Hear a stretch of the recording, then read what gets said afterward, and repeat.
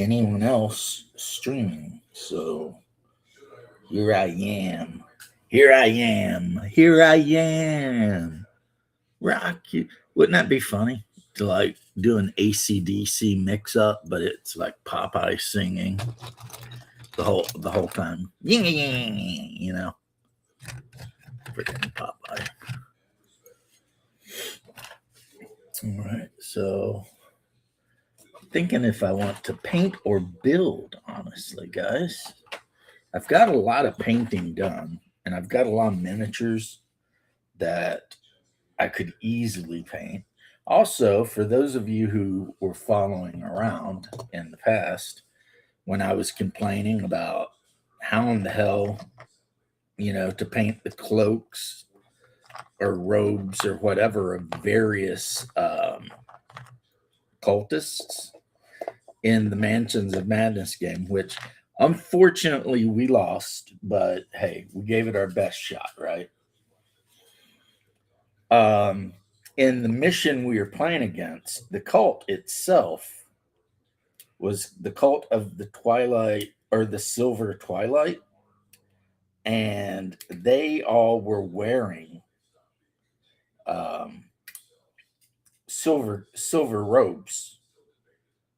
So that helps me, I can actually grab. I've got like four kinds of cultists. You know what I mean? Four differently dressed cultists. Now, the ones with the pointy hats and the crowns and whatever, those guys are obviously cultists of Hester. And oh shit, I haven't set the chat. Person turquoise waving. Hey, what's up, Zeg Media? I did not see you. You weren't on when I looked. Were you on? I know I'm subscribed to your channel because I subscribed to your channel. So it should immediately tell me. I clicked the bell and everything. So I apologize so much if I am stepping on any toes over here. It's been a hell of a day. Started late, and then for breakfast, I made myself some Korean style curried ramen noodles from homemade. Turquoise, I think, right? I was thinking turquoise would be the best one, right? For like Cthulhu. However, I found out according to research, not that I did research, I hired a young Japanese person to do research for me. The cult of Dagon, they typically wear black robes. And then, of course, they decorate their robes with bits of gold and stuff like that the deep ones have pulled up. Okay. I know he's sitting there looking like, what the hell are you doing? So patient. So patient. I was rubbing my eye. I know, but I'm like, it didn't pop up on the screen and say, Bear's waiting in the other room. That's okay. I wasn't online. I was going on later, like maybe a couple hours. I'm going to do something, but I saw Cool. you were on. I'm like, you know what? This would be an excellent break from all the nothing I've done today. Today, as I said on my Facebook, I am the useless G in lasagna.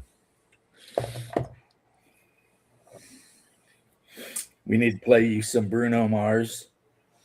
I don't know what that means. I've never listened to Bruno Mars, but okay.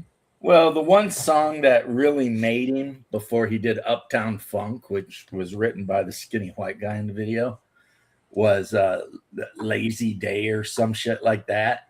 Okay. He's just hanging out in his room being like, today I don't feel like doing anything. Da, da, da, Yeah, da, da, da. And I'm like, I totally get you, bro. that's been my Like day. me and you are right there. It's like, so our game last night was really fun. I played a different character. I played Father Mateo. I did my best to support my group, and we all died horribly. Thank you, baby. Yeah, I mean, I was busting ass trying to freaking keep everyone up and do what Father Mateo does. But have you ever played a game where literally everyone at the table just constantly rolls the worst they ever could roll, just nonstop? Yeah, It's like, I don't think Father Mateo passed a single test in the whole game, and we played for 3 hours. So I mean, I was doing tests. I could not succeed at any skill checks. And Father Mateo's got like a freaking wisdom of 5 or will of 5. That's really, really good. That's like almost superhuman. His willpower is like way up. I couldn't make a save to save my life. And we're just running around. But it did turn out good for me because it turned out we'd been kidnapped by a weird mix. We'd been kidnapped by the Order of the Silver Twilight, who all wear silver robes, but there were some priests of Dagon there who were all wearing black robes, and there were a couple witches who served Shub-Niggurath, and they were just wearing like, rotten clothes and animal furs with, the hair all tangled up with bones in it and shit like that. Druids. See, there's a reason I hate druids. Because in Lovecraft, the druids served Shub-Niggurath. That was the whole deal. And Magna Marta and Sybil, and basically a bunch of deities that back when Rome was trying to mess around in Britain, they had outlawed because they were so bad. Even the Romans were like, because the Romans kind of civilized the Greek gods. Like Ares compared to Mars may as well be two different deities. You know what I mean? Yeah. Like Mars is all honorable and whatever. Ares is a prick. He's an asshole. And every time he gets his ass spanked, he runs and cries to his mama to save him. It is known. Yeah. So the Romans at least tried to throw some honor on their names a little bit, make them a little bit better. But so I did learn how I needed to paint a couple cultists. And I'm getting used to the idea of, I don't know what I'm going to do with the belt, but, he's wearing silver robes. And I'll do his flesh-like, and he'll be done, Over time, I've slowly painted a lot of my Call of Cthulhu miniatures, Yeah. Of course, the one I like to look at the most, he sits right here on my desk so I can stare at him all the time.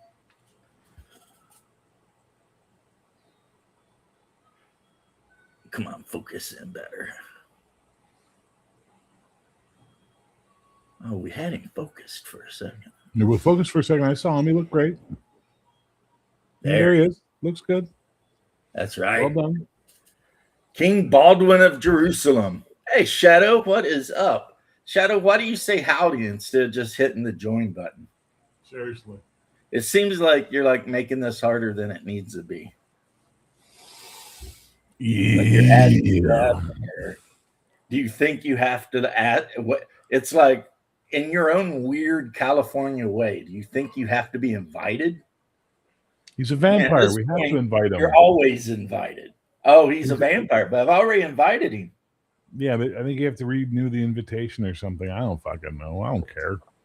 The only thing I ever saw was once you invite them, then they have free run of the place unless you withdraw your invitation, which most people never do because they're dead. By the time they figure out what's going on, it's too late. But howdy, Shadow. It's good to see you, bro. Oh, see? You'll be. I think what Shadow should do is instead of saying hi in chat or anything, he should just do whatever the hell it is he needs to do and then just join. That way we're not waiting like, I think he likes the attention.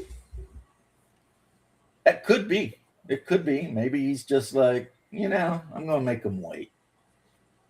I think it gives him a Russian power in his belly. Yeah, he's like, that's right, bitches. You wait for me. so, so fucking, you know. I don't Yeah. think he's that, but then again, maybe. You know, like, you guys wait for me because I am the thing that creeps in the dark. I am the terror thing. that flaps in the night. Right. I am the terror that cannot get within 300 feet of a schoolyard. Anyway.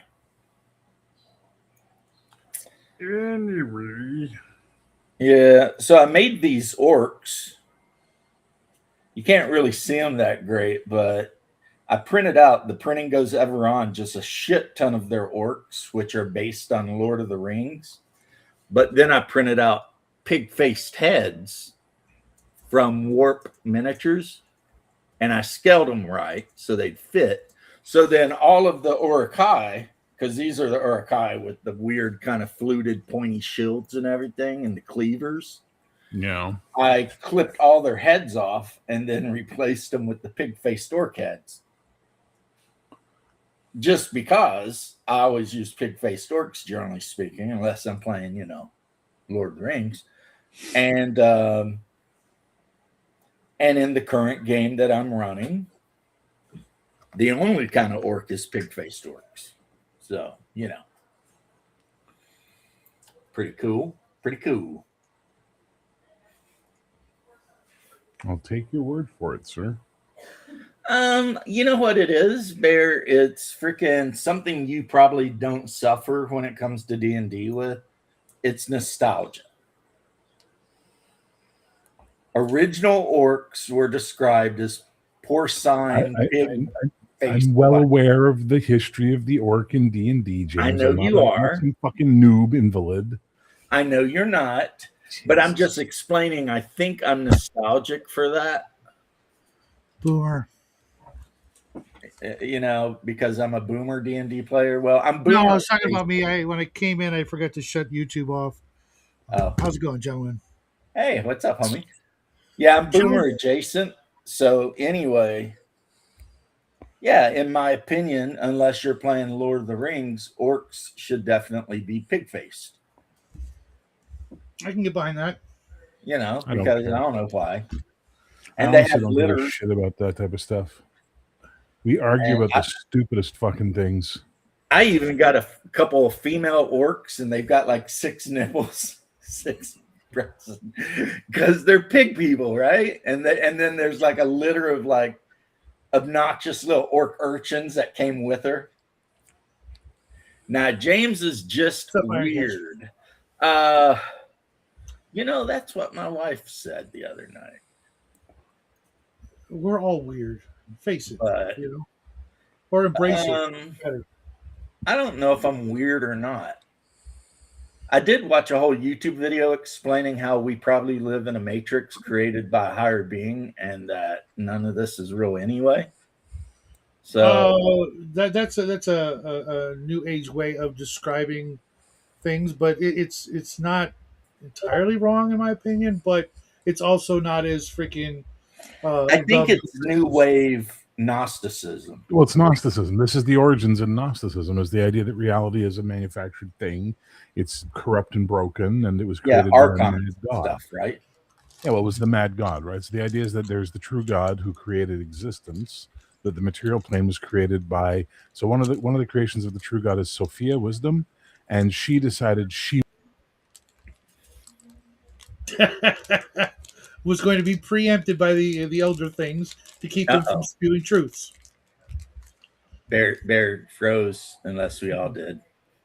No, just Bear. But that's giving our I know that like supposedly the God of Jesus created everything, but then another God took over and claimed to be the God, and then caused a bunch of problems. But then Clearly, I'm not wisdom allowed to tell sent you the Gnostic Jesus truth, eh? I just to try said to that's tell exactly what I people just the said. You truth. were taken out by the elder things to keep you from The spewing Archons and the truth. Watchers were not having it, apparently. And it's called the Demiurge, but he's got another name, which is really weird. And the whole idea is that he's mad, he's insane, and he created this world of suffering to trap our souls within it. You know, Yeah, it's that's just stinking thinking.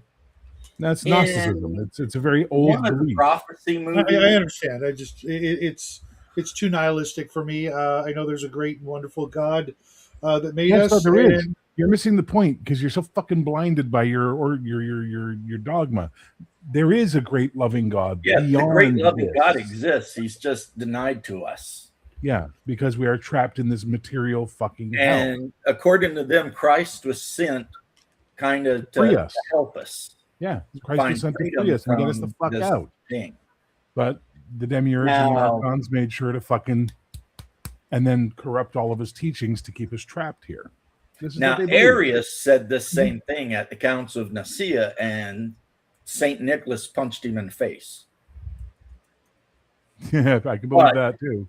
But Arianism geez. Arianism then kind of moved into Western Europe. So a lot of the Christianity that like the Lombards and various Germanic tribes believed in had very strong Gnostic roots. Oh yeah. I've been reading a lot about Gnosticism this year, and I find it fascinating. I don't agree with a lot of it, but I find it super fascinating. I put it on the same level as the Book of Enoch, right? Well, you It's know like what?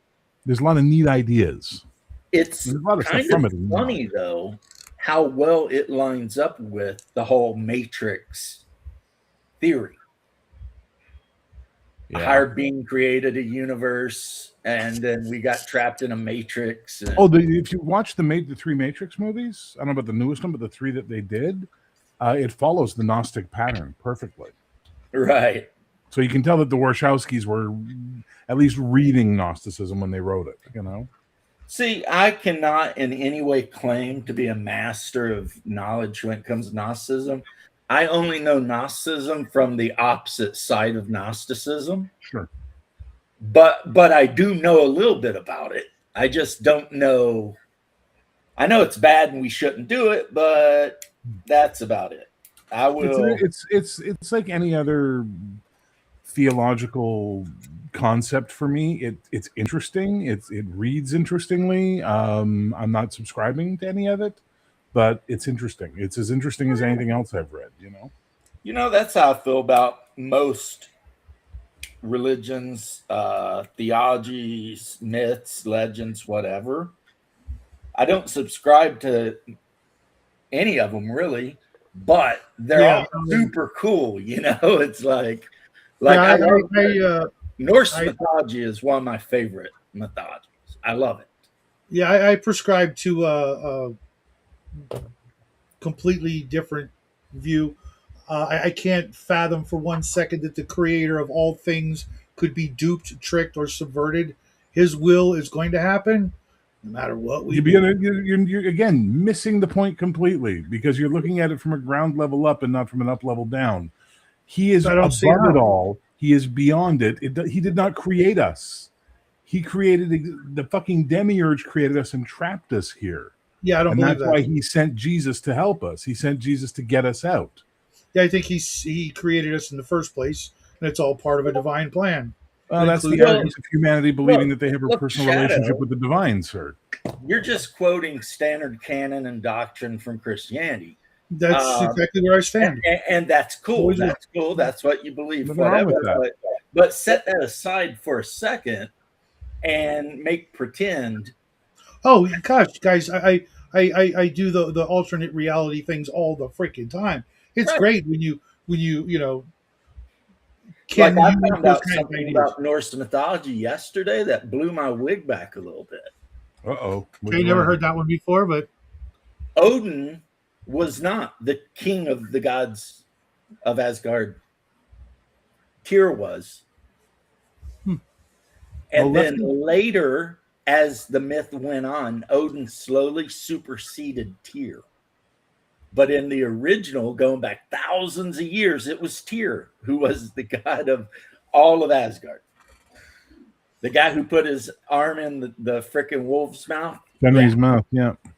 Yeah, he was Never heard that. originally the head god, but somehow Tyr took over. No, Because Odin you know took over. humans, or as I think, they were just tremendously powerful, great heroes. And over time, Odin did some shit that was like super badass. Another weird thing about Norse mythology is read Norse mythology and then read the German version of Norse mythology. And it's like every god in the German version is evil as shit. Like Loki is a spiteful, evil guy. Odin will go around and try and trick you just so he can disembowel you and wrap your guts around trees and shit. Like none of them are good. And then you go to Sweden and all of a sudden they're like Santa Claus and shit. You know what I mean? It's so wild, man. How two cultures so close together can view the exact same, well, Odin versus Wotan, but it's the same deity. Now, where people screw up is the god that the Balkans and the Slavs worship, Perun. A lot of people think that's Thor, but it is not Thor. That is a completely distinct god. Ooh, He didn't Chernobyl? have hammer. He carried a big sword. You're not talking about Chernobyl. That's the guy I like. Oh, Chernobog, which just means the god of darkness, the dark god. And he has a brother named Belobog, and that means the light god. You know what I mean? So, and remember what I told you about how the Slavs basically just absorbed everyone? Yep. That's a great example. It was the language was so easy. It's like Bella, Bog, light god. I mean, Well, you know, so Chorne means black and Biele means white, right? right. So Chernebog is black, whatever bug is God, I guess. And Yeah, Bog is God. Bielebog is, white God. That makes perfect sense because Chernevolk, Bielevolk, you're talking about a black Well, and white yeah, they're wolf. brothers. So it makes sense. Yeah, one's evil, one's The good. problem is that a bunch of fucking modern idiots will go, "Oh, blacks? You mean people who are for black people?" It's like, no, the color fucking exists outside of skin tones, right? No, And we're talking considering about that there are no actual black black-skinned people, it's kind of retarded. Yeah, we're I've not met talking some. about that. We're talking I've about met some people Just whose black? skin Come is, on, no. it's close. I used to know a Sri Lankan stripper. Holy fuck, her skin was almost obsidian. I dated a girl like that once for a very short period of time. It's close, but It's real close. you get But the like, right light, and you're going to let's say see it's that a black it's. cat. If I were to shine the light on this guy, he's first got a brown hue to it. Mhm, mhm. when the light used to shine on my hair when it was black, it was blue.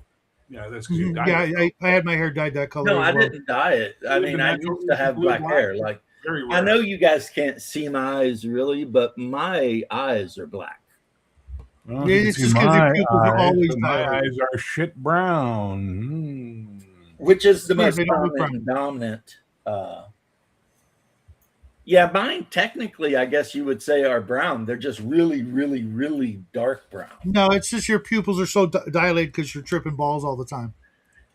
No, it's because I was dropped on my head and it blew out both my pupils, but no one ever said anything.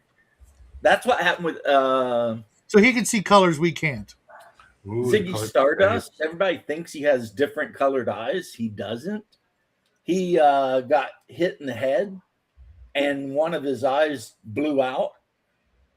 So he's got what, the blue eye and then the dark looking eye? It's actually a blue eye. It's just the pupils wide open. I had a counselor well, not a counselor, but a guy above me in the forestry No. department who had one blue eye and then one half blue and half hazel eye.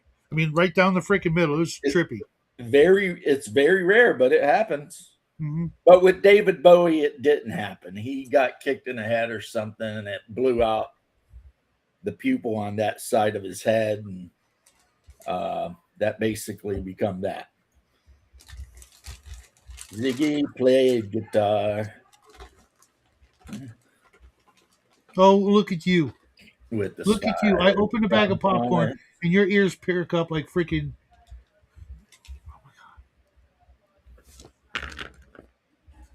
He played it by, but he took it too far. And then we were Ziggy's band. So you got a game tonight? Me, no. I did mine last night. What's up, Jim Cody? How you doing, brother? Long time no see, man. Not for me. I think I saw him a little while back. Jim Cody's my Appalachian bro. We got to stick together. We're surrounded by Yankees. But no, like I was saying, we played Mansions of Madness. Let my friend pick the adventure because we were being extra nice to her because she had someone pass in her family recently. So Sorry to hear that. yeah, well, I mean, it's like I keep telling you though, Shadow, the older we get, what I mean, the more likely someone we know is going to die. So that sucked, but we got our asses whipped in the game, which was not as fun as winning would have been, but it was still a lot of fun. And I was talking to Bear about this before you dropped in. Have you ever played a game where everyone in the game just rolls shitty, like for the whole game? It happens. That was the game last night. My wife even yelled a while back, Bear might have heard her, that I did good. I heard. I did. I was running around as Father Mateo. I was keeping people's spirits up. I was doing my thing, But if it was a test to go take a dump, I would have felt it and shit myself in that game. I mean, it was like nothing could be worse. People I was failing willpower checks, and I have a willpower 5. That's as high as you can ever have. And I just found them left and right, and just like That sucks. But I wasn't the only one. Everyone else was getting.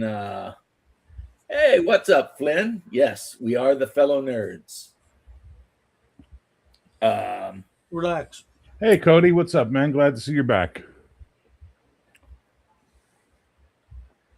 Had to go to Knoxville, but it's good to be back home. Yeah, I'm getting ready to leave to go to Helen, Georgia, in a couple days. My family, a Bavarian village up there that they decorate once a year in full Christmas stuff. Nice. And also there's a bunch of German restaurants and things of that nature. So, I've never seen it. We're going to go. It's not that far away, maybe like a 6 or 8 hour drive. So my family's heading out to Mexico on Wednesday, and I'll have most of the holiday all by my lonesome, except me and the pooch. So I'm thinking about doing a 12-hour live stream on Christmas Eve. Oh, nice. I'm thinking about doing that too. But you should do it on my show. Why don't we find a way to tag team it? Oh, I can do that. I was planning on just playing music and just doing a Christmas night radio show myself personally. Find a way to tag team. I had a nickel for every time I heard that. We have some friends who are going to be alone on that night. Yep, that's why I wanted to do something because I'm going to be one of them. I'm alone. Right. Your name did pop through my brain cells when I was thinking about it, but I was thinking about Connell and a few others. Connell's got family. What are you talking about? Yeah, but he's always alone. Well, I don't know. He never seems to pop up anymore. Like every time I get a message, I'm going, "Yeah, I'm alive," and then it's like, "Okay, great." Glad he popped into the chat last night of my show. And I said, come on in. He's like, I'm at work. I'll be home soon. 2.5 hours later, still no show. And I'm like, I'm done. I got church in the morning. So, I'll see you around, buddy. Yeah, how come I never get invited to your Saturday night sci-fi show? I feel a little left out. Well, because you're always invited. All you have to do is go into my Discord and go to the very top, and there's the place for the links, live stream links. Yep. Click it and, do a drive-by. Down to your Discord. I've actually had to jump onto his sci-fi show to yell at people for misunderstanding how gravity works. And I don't know. I was watching it. It wasn't Shadow, but he had 3 guests, and someone said something, and I'm watching that, and you know me. My head just exploded. I'm like, gravity doesn't work like that, goddammit. Like when I yelled at Max Lau about time travel. You know, I was just wondering just last night where the hell Leth has been. We haven't seen him. He was on yesterday, but you weren't. It Yeah. was Leth, Doc, I've Bear, also and been myself.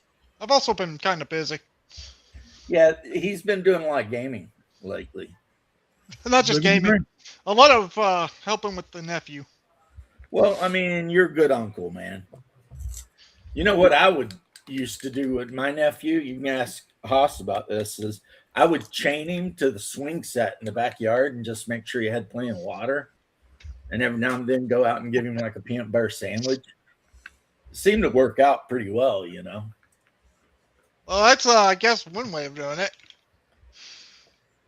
That's a joke. I never did that. I hope.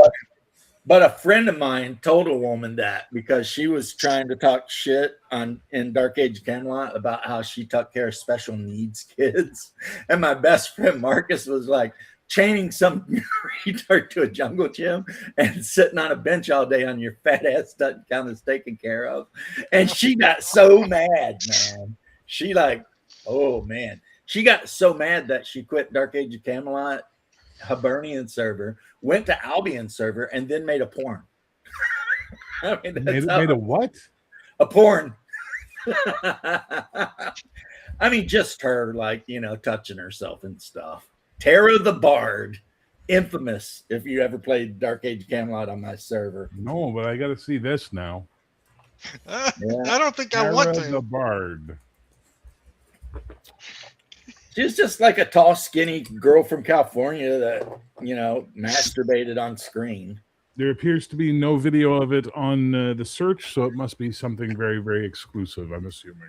Yeah. We're talking about a girl who played Dark Age Camelot, which at the best of times was not a super popular MMO. We're also Yeah. talking about the internet, though. Everything's on the internet, you know? Pretty much, yeah. I don't know. I mean, I have never seen Satine Phoenix, and apparently she's on. Yeah, but have you looked? No, not really. No. Well, then there you go. I could say the same thing because I don't give two shits. I mean, You know, There's sometimes literally- I do, though. I have this bad habit of watching a movie, and I know this is a bad habit, and I know I shouldn't do it, and it's very bad. But I'll be watching a movie, and there'll be an actress in the movie, and the first thing I'll do is like look on my laptop for that actress, and then type down tits, and see if like her tits are on the internet. Jesus Christ. That's fucking dark, but funny. And then I I'll don't- go on watching the movie. Like that's the first time I ever seen Sydney Sweeney's boobs. I was actually watching a movie called The Nun, where she, you know, they impregnate her with like the Antichrist or something. And I was like, there's a scene where they make her like undress and they bathe her.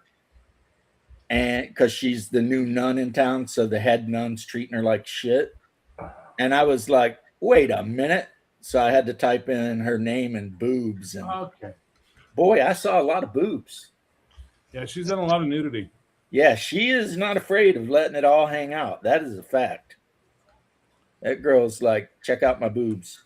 You know, Feel better? there are some actresses, though, of higher moral quality that you will never find a boob pick of. That you just won't, ever. No matter how much you kind of wanted to. You never will. Oh, this is an interesting conversation. Yeah. Of course, there's one that you absolutely can, and every nerd will want to look it up after I say who it is. You know the squeaky blonde in Big Bang Theory with the glasses? Yeah. Oh, yeah. Type her name up Right, and, she's done and nude nude. scenes. She did like a whole freaky handstand sex scene in some movie. They were doing some Wow. weird positions and shit, and I'm just like, wow. Okay. I've never watched Big Bang Theory. You have saved your life many hours of uselessness. Yeah, it seems like it. But anyway, yep. Bye. Now I never looked up Maya Bialichek's nude stuff because I just didn't want to see it. There was a picture of her that made the circulation round in the 90s, and it would show up in like magazines and stuff like that, of her standing naked in the woods. And apparently the backstory was it was her lesbian lover who had basically, they'd broken up and become disgruntled and had leaked the picture to the media. No, a lesbian lover got disgruntled and did something. Yeah, I know, and did something horrible. I can't even imagine. Hey, here's one you might like. I was told this joke by a lesbian. What does a lesbian bring on a second date? I don't know what. U-Haul.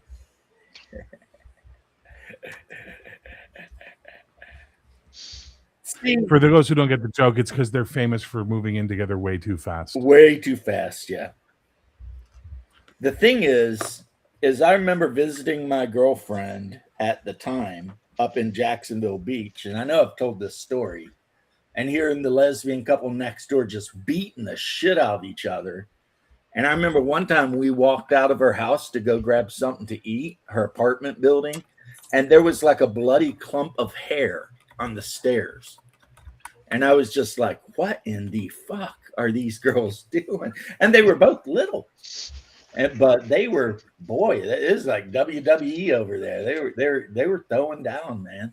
We'd be in there trying to have sex or something, and then you'd hear one of them get slammed against a wall. And the apartment's got like thin ass walls. So it's like, I'm like trying to concentrate. And these women are talking all this shit. It's like, God, man, relax, ladies. Meanwhile, it's not very common at all for a pair of gay men to be getting into scraps all the time. In my experience, someone out there might have a different experience totally, but every gay couple I've ever known, nah. Like male gays. Not What's up, Coco? What's up, Coco? They were always chill and laid back about shit, The only thing they ever had to worry about was cheating on each other for some reason. Like if your buddies with like gay men, I mean, unless they're really a special type of gay man, they will cheat. It will happen. They're going to do it, and it's like, okay, whatever. But they were fun to go to the goth bars with and shit. I used to love bouncing at a gay club. That was fun. Yeah. To this day, like the really little flamboyant ones, I still giggle. You know what I mean? When they come up. They want to take you to a gay bar. Hell yeah, I love that song. We'll start a war. Start a new at the gay bar. At the gay bar. Gay. Yeah, I'm here. I'm just ones, when they walk up and try to talk to me about it, doesn't matter if they're taking my order or what they're doing. I always have to do my best not to just laugh because I just think it's so funny. It's like I could never really hate you, guy, because I just think you are hilarious. I just think it's sad, to be honest. I'm not getting involved in the sadness part. Now, the ones wearing all the leather and shit and hanging out and dancing the merengue and the blue oyster, they kind of scare me. Because those guys look like they could make you do stuff against your will if they wanted to. But the 110-pound flamboyant guy? Really? Whoa. You mean a woman's never made you do anything against your will? Come on. We've all been there. Come on. Every day. Right? My whole life is doing stuff against my will. Yeah, I'm single as fuck, so no. I'm in the same boat as Bear, but he's probably had way more girlfriends and I don't understand that either. You live kind of close to E-Town. You live in your little what? You got no cousins or anything? We don't do that here. Wow. James, wow. You jerk. Look, it's only bad if you actually come inside of them. Hey, No, I think it's bad either way. Yeah, I'm pretty sure. Yeah. You don't remember that Elvis song, "Kissing Cousins," It was a movie. and a movie too? Come on. Oh, you can marry a second cousin.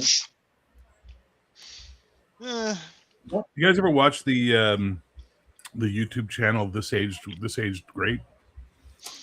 It's where basically these comedians talk about an older film, and they just like go on about how fucked up everything in the film is. It's really good. There's a woman who does videos like that, but it's songs. This is just two guys talking. One of them's usually they're comedians. One of them's really good, and they did that movie. They did a bit on Kissing Cousins, and they're like, "Hold on a minute." But yeah, the one who does songs, she puts songs on and she's like getting down like a housewife. And then all of a sudden she's listening to the lyrics and she'll stop and be like,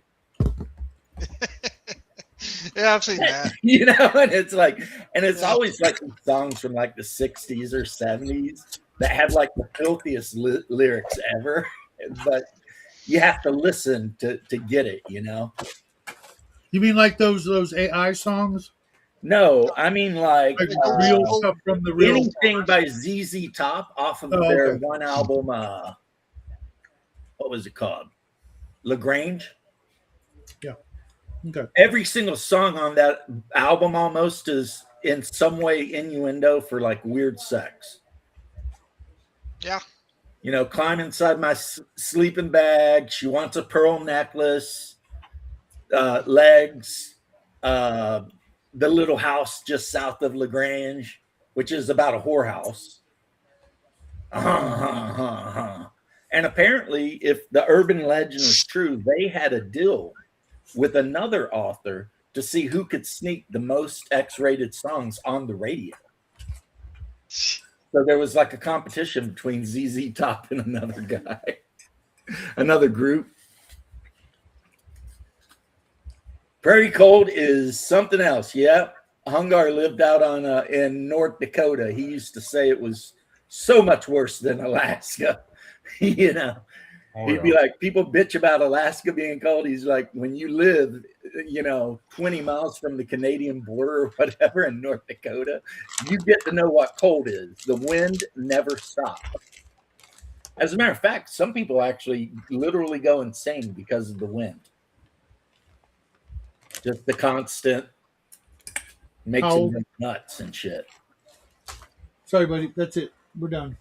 So, but that's where he's telling me about cold snaps that would happen so rapidly, it'd literally freeze squirrels to trees. Because 1 minute it wouldn't be super cold, and then all of a sudden, like the front would hit, and it'd just be like, boom, flash freeze a squirrel right to a tree. And then in the spring, when everything thaws, squirrels will be falling out of trees and shit. Oh, that's so sad. It's funny, but it's sad. Well, that is basically what everyone who lives north of there, so Saskatchewan and all that shit, that's what they deal with 6 months out of the year. Good boy. But I got no coffee. We ate it all. We ate it all. There's none left in the world. Yeah, I woke up and my pup wasn't acting right. Didn't want any treats. Didn't want to do anything.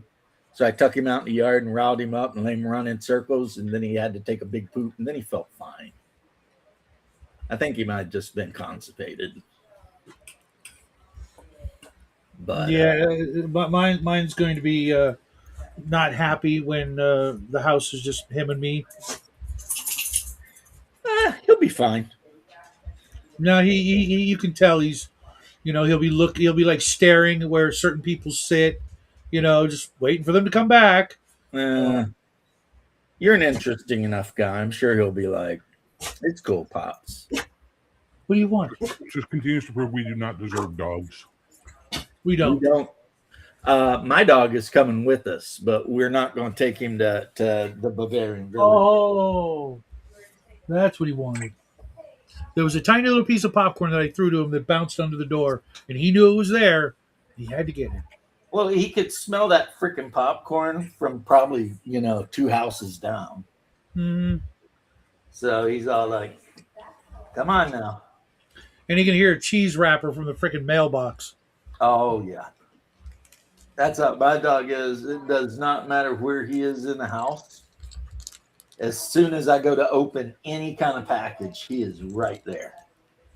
He's like, "What you got?" He's like, "What you got on my snack, homie?" So, hey, Bear, did you watch that Planet of the Apes video, Semi? Yep. That's pretty dark. I liked it. I'm actually getting ready to read. Shit. My stack of books got so much bigger this week. The original. Mm. And, mine it for ideas for the campaign. But it was weird because when that cartoon came out as a kid, it came on and I watched like 2 or 3 Saturdays. I was all excited. I'm like, yeah, this sucks. I'm going to go out and play. And now I can't wait to, try to find it and actually watch it with, grown up eyes. Cause I was like 8 when it came out, I think. I was 5, man. I never saw it. Never even heard of it before today. It was like they advertised for weeks, the new Saturday schedule, and I went, "Whoa, Planet of the Apes, mind blown!" And I made sure I didn't miss it, and it seemed kind of, just I don't know, I just didn't like it, and now I can see, some things that I could, tap into for my little mini campaign next year.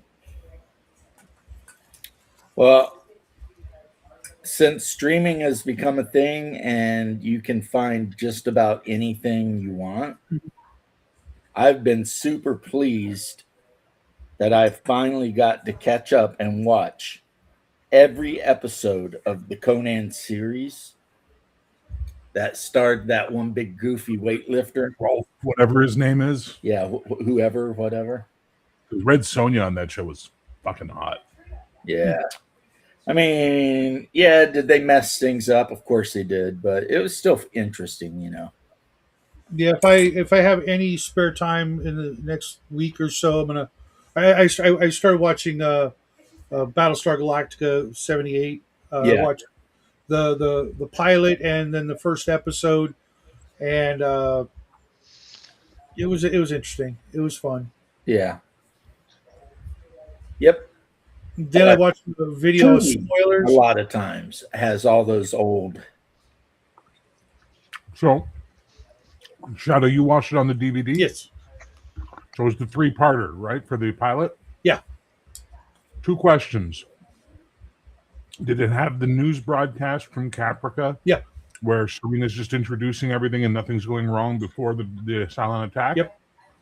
Okay. Second question. When Athena presses the steam purge button, did Starbuck have his shirt on? I think he did. There's a version where he doesn't. And then ABC made them reshoot it because it was a Sunday night show. That's weird because even mind blown even more. Rick freaking Springfield. Yeah, exactly. I was like, oh my God, that looks like Rick Springfield. I'm going to have to check the credits. Sure enough, I was right. I'm like, wow, I'm freaking old.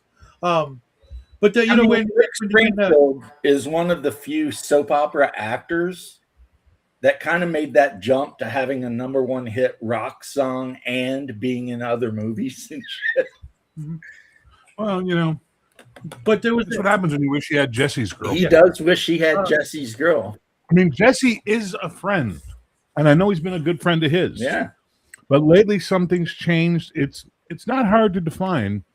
Jesse got himself a girl, and Rick wanted to make her his. It was weird. It could be worse, though. It could be worse. It could be about she's my best friend's girl, but she used to be mine.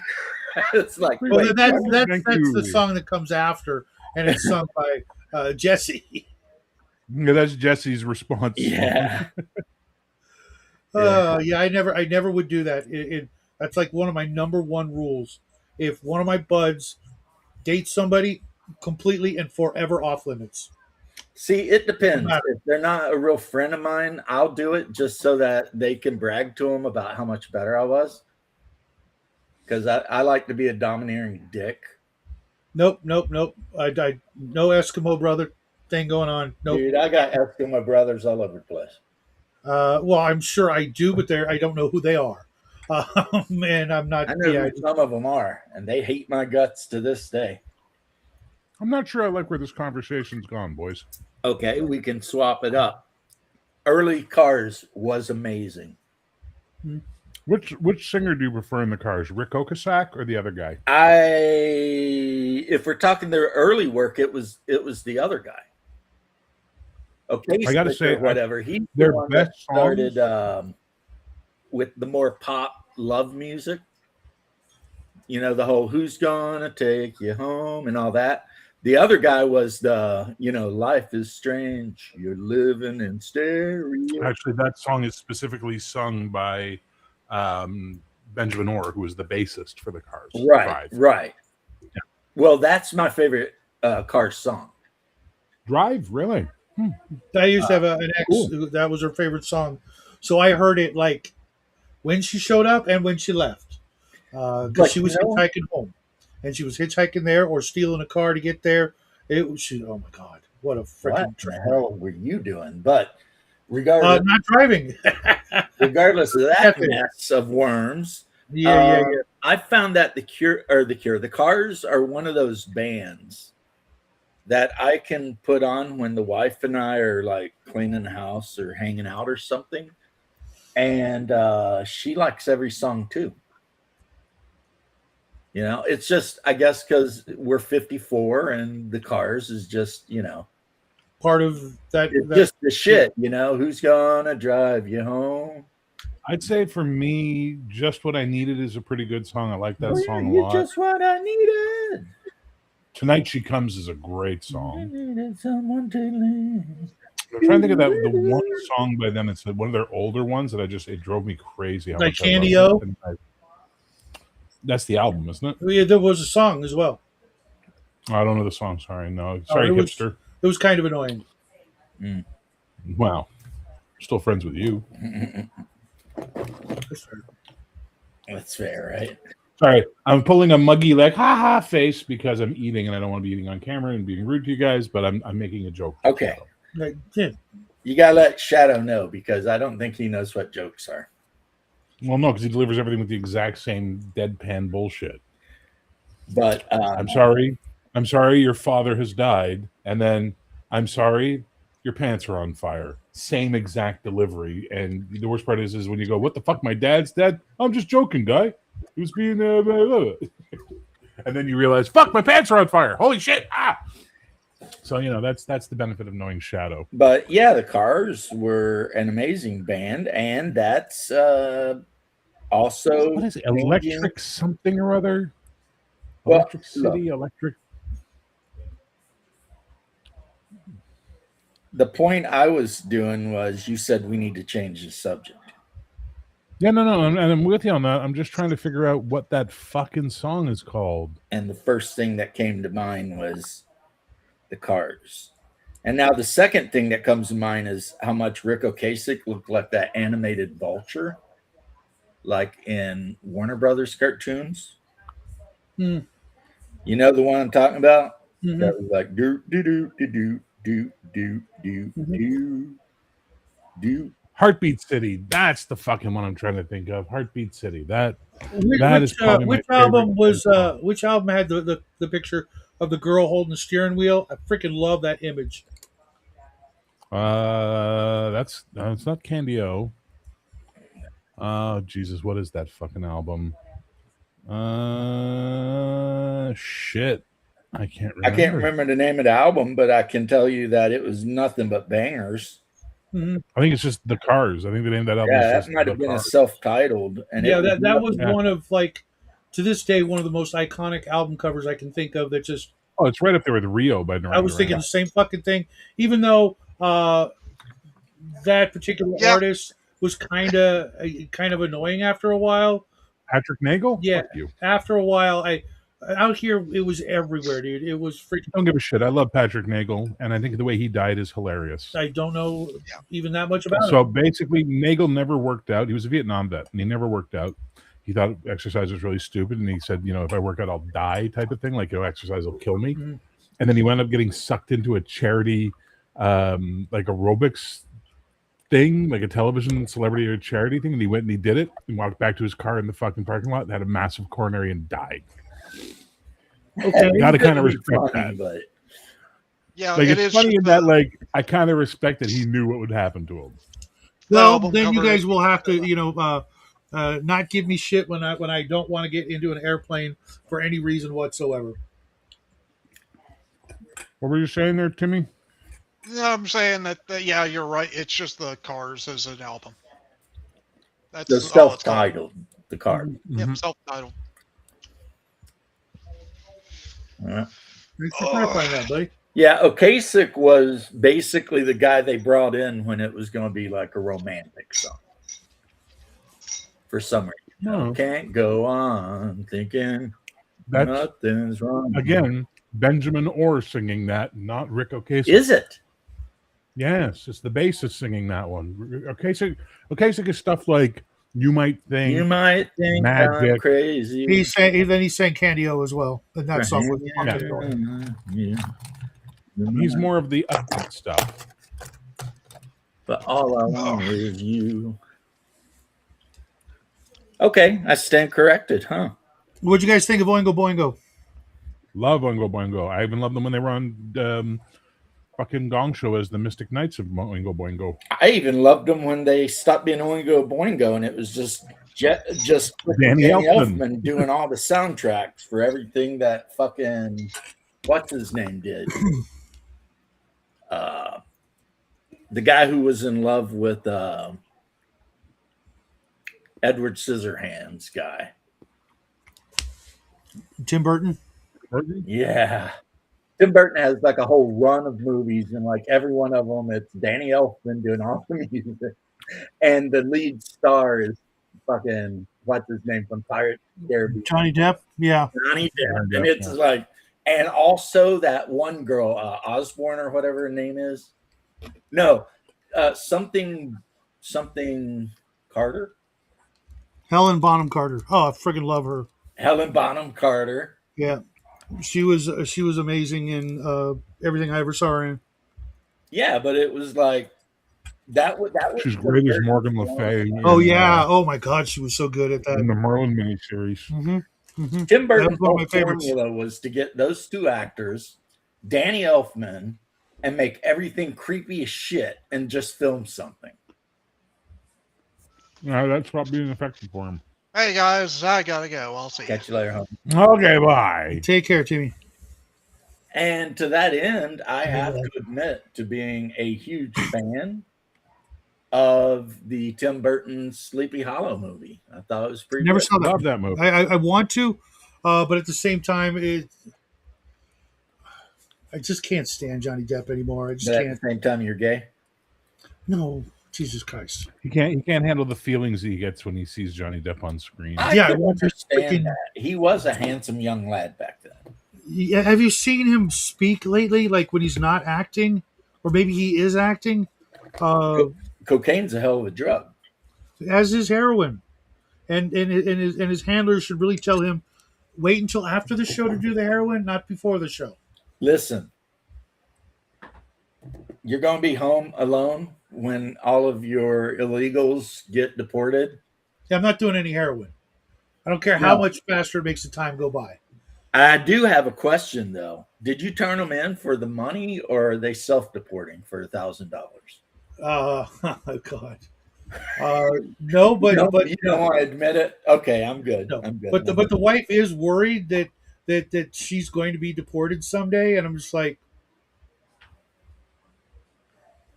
And you're just like calling ICE and being like, "Hey, she lives at this address. Her mother-in-law's here too. Come and no, get her." because she's been working for a company that does government contracts and very secure stuff for a very, very long time, like decades. They would have to kill her, because then she could just go work anywhere over there and divulge all kinds of secrets. So they're not going to deport her. Yeah, okay. They might kill her, but that's So anyway, while La Familia is back in the home country, the Mhm. motherland or whatever, then you can watch Johnny Depp and the Headless Horseman, and you can be like, damn, that's a pretty good movie, actually. Who else is in it? Christina Ricci. Ricci, Okay. who unfortunately, from what I heard, had to actually have a breast reduction because when she grew up, like her shit just went nuts. Hmm. Yeah. Genes, man. But anyway, all of the Pervo stuff aside, it's a great movie. It's got the guy from Starship Troopers, and it's also Casper Van Dien. huh? Casper Van Dien. Yeah, and it's also got Christopher Walken Nice. in a small but incredibly important role, and he says nothing in the whole movie, but he don't have to, he did literally. you know. If literally he got like throat cancer and could no longer speak, he would still be raking in bucks just to walk behind, as a walk on or a Let me tell you something, okay? Hmm. He is amazing in the role that he plays, and whatever you think is going to happen, I can tell you right now, you're already wrong. That is the twist. What a twist! I mean, we're not talking M. Night Shyamalan type twist, but the first time I watched it, it got me. You know what I mean? And I'm not going to spoil it for you, but when you watch it, if you think about the old story, right, then you're going to get caught. So, basically, what I'm telling you is the whole movie is actually an investigation. And Ichabod Crane is not a school teacher. He's a New York City cop that gets sent to upstate New York to the Dutch country. Because you know how New York used to be New Amsterdam? Yeah. And he has to solve some crazy shit. And then it just goes from there. Right? Now, unfortunately, like most movies, they do some tropes I'm not a huge fan of. But overall, that is a solid freaking movie. In every way. Yep. A solid movie. Cool. Hey, I'll be right back. I got to turn the oven on.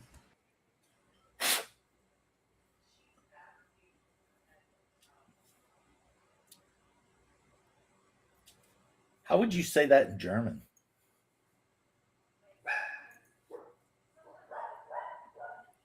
I bet it sounds horrible. I'll be right back. I got to turn the oven on. Be like, hold on, Hans. We're watching you, buddy.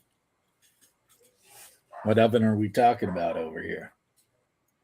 Because we're still a little bit gun shy with you Germans and ovens, you know.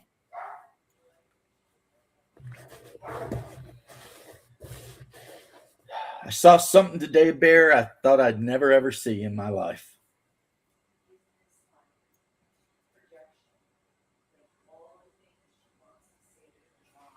Bear's like, I'm not talking to James anymore.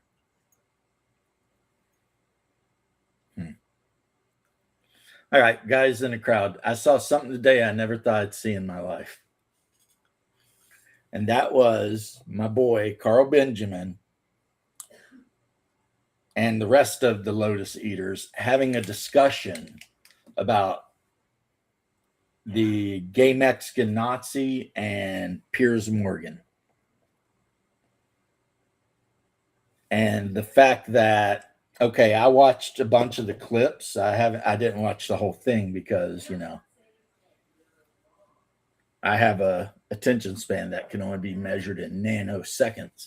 But everything I saw about it and everything I'm hearing about it, apparently Yeah, this is the year of the frog. Nick Fuentes cooked fucking Piers Morgan for like 2 hours straight.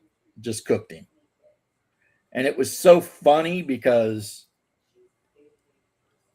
and then of course Carl Benjamin was talking about it, and he was thinking the same thing because Piers Morgan invites Nick Fuentes on, and like the first thing he does is show like a clip from Nick Fuentes saying some crazy ass shit. And he's like, so, Piers Morgan with his marmy British ass, he's all like, so, did you say that? And Nick Fuentes is like, yeah. And then you see, like, Piers Morgan don't know what to do after that. I mean, as soon as that happened, it was over for Piers Morgan. He like showed Nick Fuentes some really effed up stuff he had said and was like, did you say that? And Nick Fuentes was just like, yes. And Piers Morgan's moving on. And he kept doing it. He would show like a clip of Nick Fuentes saying something like real, just off the wall, outlandish type shit. And Nick Fuentes would be like, yeah, I said that. And then he called him out. Like, he actually asked Piers Morgan if he's stupid, because Piers Morgan's like, well, but Nick, in America, white people commit more crimes than black people. And Nick's like, Piers, you're not stupid. You know what per capita means, right? And Piers is like, so anyway, move to the next talking point. Because, I mean, literally it was 2 hours of some freaking Gen Z douche owning Piers Morgan like it was his job. And I was, I've never been a huge fan of Piers Morgan. And so I wasn't sad to see it, It's like, all right, brought it on yourself, and then apparently, and not apparently, this is what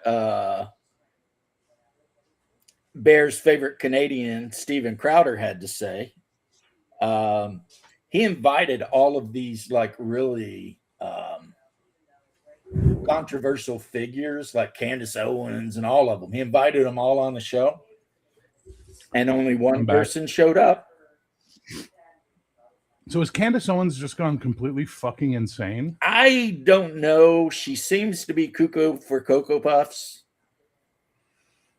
Boy, does she ever. But wait for 3 years when it turns out she was right about every fucking thing. No. And we're going to be like, what? Really? No, she's too crazy on this. Yeah, I saw there's this Jewish girl, Israeli girl I watch who talks about all this stuff, and she sort of and she goes, as far as she's concerned as a woman, it's clear that Candace Owens wanted to be Charlie Kirk's woman, and he married someone else, and so she's just got a grudge against that chick now. She goes, because that's what it feels like. Not being a woman, I can go, well, you're a woman, you know how you guys behave in these stupid situations. It's like people say, only women understand women, and they fucking hate each other. Boy, do they ever. So maybe she wanted to get Charlie. She did end up marrying a white English guy. Yep. So obviously Candace Owens was, being all like, hey girl, take a walk on the light side. Yeah, but she's literally gone fucking cuckoo for Cocoa Puffs. She's like, vanilla is the finest of the flavors. It turns out that band is not wrong. What band was that? Chickadee China, the Chinese chicken. That's Bare Naked Ladies, another group of Canadians. Oh, I love those guys. You have a drumstick and your brain stops sticking. Yeah, that was a reference to this weird thing that happened where there was a restaurant that served some sort of chicken that had a parasite or something in it that basically killed a guy by making his brain turn off. Oh, damn. It was a big thing at the time. And then one thing you guys will never get in the States, and most people even in Canada didn't get it, is at the very end when he says Birchmont Stadium, home of the Robbie. And no one knows, like, what the fuck is he saying? Birchmont, it's the last line of the song. The Robbie is a tournament that a kid named Robbie basically died from like leukemia or something like that. And so he was a huge, like, sports kid. So they do this tournament every year in honor of him called the Robbie, which is this big tournament in Ontario. So I thought it was kind of cool that they threw that into their song. I didn't know that, but I've heard that probably a million times. Yeah, Birchbank Studio, home of the Robbie. Birchbank Stadium, home of the Robbie. Yeah, yeah, Which one? yeah. Those guys were funny. Those guys, if I had $1 million, Yep. I'd buy you a green dress, but not a real. Not a real green That's dress. cruel. That's cruel. It's like what? Refers to Toronto's Birchmont Stadium, the iconic venue for the annual Robbie International Soccer Tournament, the world's largest youth charity soccer tournament named for Robbie Wims, a local boy with cystic fibrosis. And there you go. So it's about this kid who played soccer named Robbie Wims. Started in 1967. Holy fuck. That's when I was born. Shit. That was a long time ago. Nice. Well, I mean, it's something to be proud of. You know, kid passed away. They decided to immortalize him. That's respectable to me. I mean, you know, that is some good wholesome shit, like what we're used to hearing from Canada. Not that the Canadian school system is going to start. What's it called? Taking certain lines out of scripture because they could be considered hate crimes. Yeah, that's not Canada wide. That's district by district, right? Right. Like here in Quebec, like in Montreal, we have the Greater School Board of Montreal, and we have the Protestant School Board of Montreal, which is the English one, surprisingly. Believe that, eh? Right. You know, so they make their decisions. It's not a Canada wide thing. Well, then, Steven Crowder told me a lie. Steven Crowder's a fucking idiot. I don't know why you guys keep listening to him. You think he's intelligent. He's not. I don't think He's just intelligent. argumentative and he's well read. entertaining. You know what I mean? I just don't like him. Like he has I that grumpy really old can't stand dude him. on sometimes, and that guy. Oh, Mr. Paulo? Fucking love that guy. Yeah, he's funny as shit, man. He just gets Yep, on there and Mr. starts Paulo's talking shit. Hmm. And it's Mr. Paul's all right, but I can't stand Crowder. He's just like, ugh, you know, like I've known guys with that type of a sense of humor, and it's just like, ew, brother, ew. Stop. I've watched him just about every day for about 10 years, and I've watched him get nothing but better. Okay, if you like him, you like him. Yeah, Nothing you about like him, that. you like him. That's what it is. I watch him occasionally, or clips. Really, is what I watch. You know, his tweet clips. No, I here just and don't there. like the guy. Now I will To be say honest, this: he's got a really good team. He's got a good nobody team. should be other folks surprised, on. but the first day of Hanukkah, and there was 2 attacks. Well, there was the Bondi Beach shooting, which was fucking insane. Yeah, a couple guys with semi-auto high-capacity rifles in Australia. Yeah. And then I Yeah. think England had one too. But no, but these are isolated events, James. People don't. It's the religion of peace, James. Well, what's you understand? crazy though, all that notwithstanding, what really like flips my cord about it is the Australian newspaper referred to it as like a far right extremist attack. You know, what really grinds my gears. That was good. And I'm sitting here like, I mean, technically, I guess Islam is far right. I mean, they're very conservative.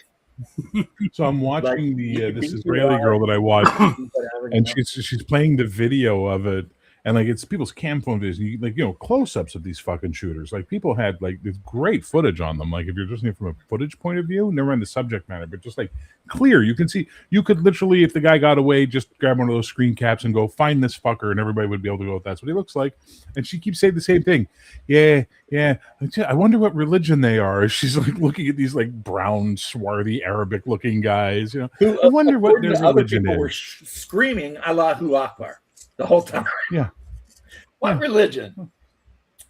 Well, one of them's dead, and the other one's Yeah, one got custody. ganked, the other one got captured because some burly freaking gag Who was come out shot. of the crowd. Who was Tackled shot his ass. twice or 3 times. That guy, he's in the hospital in critical condition right now. Tucked the rifle away from that dude. Yeah, And he had a gut wound and I think an arm wound, and he still managed to take the fuck. That guy lived in Israel. You know he lived in Israel. You know he did his fucking time in the IDF. Israeli military. Or Oh, he yeah, for just sure. came to the beach from the outback, and he used to play a lot of rugby. He was a Jewish guy. He was a Jewish guy. Oh, was it? Yep. Well, I mean, that kind of shit don't happen so much in Israel because everybody in Israel is armed. Well, as a friend of mine who went to Israel said, he said, you know what? I think we could all learn a lesson from having guys with machine guns standing around the airport. I've never seen an airport work so fucking smoothly as the Jerusalem airport. I'll tell you what, El Al, they've only ever been like hijacked one time, and it ended really bad for the hijackers. Yep. Because they tried to fly that shit to Uganda to get help from the Yeah, cannibal Idi Amin down let there. them land, and then Idi Amin was doing the negotiations, and then the Israeli commandos came in the cover of night and fucked everybody up.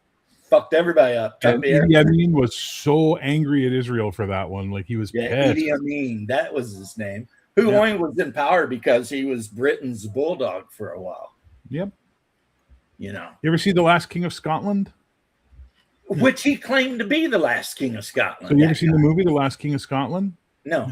It's But I know the actor they got it's to play Forrest him, and Whitaker that as dude's Idi amazing. Amin, and he does a great job. It's Ewan McGregor is the reporter guy that's there, sort of covering the whole thing. And what's her name? Gillian Anderson's in it. She's really good. Yeah, I think the guy There that you played Idi Amin's the same guy that played Ghost Dog, Last of the Samurai, or some His shit. name's Forrest Whitaker. I worked with him on Battlefield Earth, and I do not like him as a human being, but I can respect him as an actor. He was also in Good Morning Vietnam. Yes, he was. I have a thing. Every time I work with someone or I meet someone, I always say the same thing, which is like, hey, I know, look, it's crazy. People are always doing this to you. I understand. I just wanted to say, hey, nice to meet you. You know, it's I like your work. Can't wait to work with you. I always say the same thing. Every fucking actor I've ever had that conversation with, I say, oh, thanks a lot, man. You know, it'd be great to work with you too. They're always very amenable to it. For Battlefield Earth, we had to go get it fitted for contact lenses to play the aliens, the Cyclos, right? As I'm Right. walking into the place that said, sorry, it was James McAvoy. Thank you. Thank you very much, Flynn. It was James McAvoy. As I'm walking into the place to get the test, he's walking out from having his test. So I say my thing. I said, Mr. Whitaker, you know, sorry to bother you. I know you're a busy man and all that. I'm working on Battlefield Earth as well. I'm here to do my eyes. Really love your work, and I'm looking forward to working with you. And he looks at me and does this and walks out. And I'm just like, you can go fuck yourself. That's what you can go do. If you don't have the common decency to say thank you to someone who's taking time to recognize you and just be polite to you, you can go fuck yourself. Yeah, it's very disrespectful because if it weren't for people willing to give up their hard-earned money to watch his damn movies, he would probably just be another dude hanging out Yeah. somewhere. Well, another cockeyed dude. You ever see Anne Hathaway's takeaway on that? What she had to say about that? Mm-mm. She used to be very like annoyed when people would bother her for autographs, and then she said, "I don't know what happened," but she goes in her head. She was just like, "I just realized for me this is an annoyance because I'm trying to get to do something or go somewhere, but for them this is an event in their life that they're going to tell people about because they liked what I've done and they're giving me respect. So I need to be gracious and kind to them." And it's like, yes, that's exactly what you need to do. And I've not been in a lot of stuff, but I get recognized sometimes for the stuff I've done. And I had to learn because I used to always do this. Oh, you know, we just did our best. And I try and downplay it. And I learned from working with some other people who showed me how to do it, which is you just go, thank you very much. We had a lot of fun making that. I'm glad you enjoyed it. And then that person walks away happy. Yeah, how hard is And that? how hard is that? Like, really? not Not hard at all. You know, it's It's like not hard. thank you And very that's much. the way you have to do it. And that's why whenever I see people who don't do that, I'm just like, you need to get a fucking attitude adjustment right quick. And that's that the is, Forrest I Whitaker think, story. the biggest problem. Ooh. And I know sometimes I argue about maybe the studio system wasn't such a bad idea.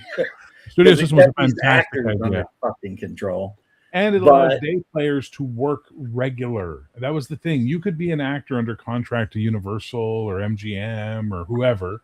And as a day player, they would put you in, you're going to be in 5 movies this year, playing a cop and a bank robber. You know, like that's what you're going to do in this. But you'd have enough work guaranteed to you every year. You could buy a house, you could raise a family, you could be a working actor and not starve to death. And the minute the rich guys, because the only thing that broke the studio system was guys like, you know, fucking John Wayne and people like that who wanted more money. They wanted more money than God. They broke the studio system, and by breaking the studio system, the day players got fucked as well. So now the day players have to fight for every scrap of work they get too. And it's like, that's not fair to the day players because they don't have the power of stardom on their side to just go, yes, I'll do your movie, and now I'm getting $1 million, you know, or $10 million or whatever the fuck it is anymore. So you will never hear me besmirch the studio system. Plus, they had handlers and PR teams that kept their opinions out of the fucking media. Yep. To this day, I don't think anyone has any idea what Humphrey Bogart's political opinion was. We know he didn't care for the Nazis very much. He thought they were kind of bad guys. But other than that, I mean, you know, it was Humphrey Bogart just doing stuff. But and they made a lot more patriotic movies back then, and they also made a lot more like, I mean, I'll tell you what, Jade Falcon is one of my all-time favorites. Always will be. I love that movie. You mean the Maltese Falcon? The Maltese Falcon. Yeah. I love the Maltese Falcon, but I prefer Casablanca. Well, Casablanca, yeah, that's just, I mean, for being such a kind of low-budget film, it just had everyone in it. And everyone it had in it really put their best work. Shout out. Hey, Doc. Hey, Doc. Hey, what's going on? I think it's funny that every time they shot Humphrey Bogart next to Ingrid Bergman or whatever, he had to stand on a little box. Yeah. What's with that? Male stars tend to be short little bastards. You hear this about like everybody. Like Mel Gibson's 3 feet tall. And Tom Cruise is like Tom Cruise is the size of a fucking Smurf. He's 3 apples tall. Ben Stiller. There's another one. Oh my god. Yeah, I think the tallest actor I can think of was probably Magnum PI. That dude was. Yeah, Tom Selleck's a big dude. I've seen Tom like Selleck pictures is of like, next yeah, to almost. Oh, him in that Ferrari was almost hilarious. Well, that's why they never used the Ferrari when it was raining. Yeah, because they couldn't close the top. Because they couldn't close the top while he was in it. And by the way, Ingrid Bergman was a fucking smoke show, man. Well, of course she was. She was a beautiful Swede. Oh, so good looking. Yeah. Mm-hmm. Isn't she Isabella Rossellini's mother, or am I thinking? Yes, she is. Yeah, they're almost identical. They could. And I've heard, but I have no evidence of this, that she is somehow related to that woman that Shadow doesn't think is super attractive. Scarlett Johansson? Yeah. Really? That somehow their family trees intermingled somehow. Speaking of which, watching Galactica, dear God, Jane Seymour was amazing. Oh my God. Right? Oh, Jane Seymour. All-time number one. Fuck yes. And I forget the name of the girl who played Athena. Also amazing. She's the one they screwed over, right? And started cutting out. No, that's Maren Jensen. She played Athena. Oh, okay. No, she was the wife, the one that marries Apollo and then dies in the next episodes. Originally, her character was always slated to die though because Jane Seymour didn't want to lock herself into a series. Right. And originally, she was going to have solium poisoning and be developing cancer, and she was going to die of cancer. And then they thought that was a little grim, so they changed it to her just getting killed by a silent. I haven't seen that yet, and not looking forward to it, of course. But dude. Her death scene, her final scene, will bring tears to your eyes. It's so good. I'm figuring that so good. And like I was saying, the woman who played Athena, she was pretty smoking as well. I wasn't really impressed with the blonde. They had to have a blonde. I forget her name. Loretta Spang, Cassiopeia. Yeah. I was just like, no. Listen, when I was a kid, Jane Seymour, smoke show, forget about it. But when I was a kid, if I had to choose for Starbucks between Athena and Cassiopeia, Athena. Right. You know, Maren Jensen, she couldn't act for shit, but she was a smoke show. Yes, absolutely. Well, although I also noticed because I only got to like the first part of the second episode, the Black Viper pilot, she was pretty cute too. Yeah, she's not bad. But like I said, I'm only, and they keep saying that they never played the movie in the United States, but I'm like, I know I saw it in the theaters. I saw it in Canada in the theaters for sure. I remember that as a kid. And other than that, I don't think I ever saw it again. The first run I You saw know, it. Shadow, why there's not a lot of Mexicans in that show? Oh, Jesus. There's no grass. What would they do? I'm actually looking right now on Etsy for Galactica miniatures because there are like none on eBay, and the few there's a few, but they're all in the UK, and they want like an arm and a leg, more for shipping than for the actual 3D print. And I'm just like, screw you guys. I'm Ask going them for the STL. Ask them how much for the STL. I got a crap ton of very affordable stuff on Etsy right now. I'm looking more for like the characters and the ships. Don't get me wrong, I'll get the ships at some point, but I'm running out of stuff to paint. So I figure, you know what? You should check out the channel on YouTube called Battlestar Galactica. Yeah, he always announces when there's something new coming up, like a new release. Yeah, I'm subscribed, but like you, every time I see a new video, they make it pisses me off, right? Because he always uses the same clickbait title. Big news for Battlestar Galactica. Oh, this fucking toy sticker's coming out again. Go fuck yourself. Yeah, it's not going to be a movie or a TV show, and until it is, just shut the fuck up and find a different. Just make your title, hey, new merchandise from Battlestar Galactica. Right. Not big news from Galactica fans, you fucking douche. And he sounds like a Muppet. I like his videos, but the guy sounds like he's a Muppet. Does he sound like Kermit the Frog? No, but he's got sort of just that. Hey, guys, we're here. We're doing the thing of Battlestar. He's got this voice. There's like 4 or 5 channels I've found over the last couple of years that do a lot of retro videos about stuff that I liked from when I was a kid and all that. And all the guys sound like they're fucking Muppet characters. They don't have, good voices for talking. You know what I mean? Like they're just kind of. There's a show you might have saw. It was called, Magnum PI. And it's just like, why do you sound like this? Christ, you're a case for AI. Write your script and let AI read it. See, I had my whole thing ruined when, because I used to listen to a lot of Jordan Peterson videos. And then someone started talking like Jordan Peterson, but they were being Jordan. He sounds like a Muppet. And he sounds specifically like Kermit. Yeah. And I was like, oh my God, that guy sounds just like Kermit the Frog. You have to ask yourself the hierarchy of men.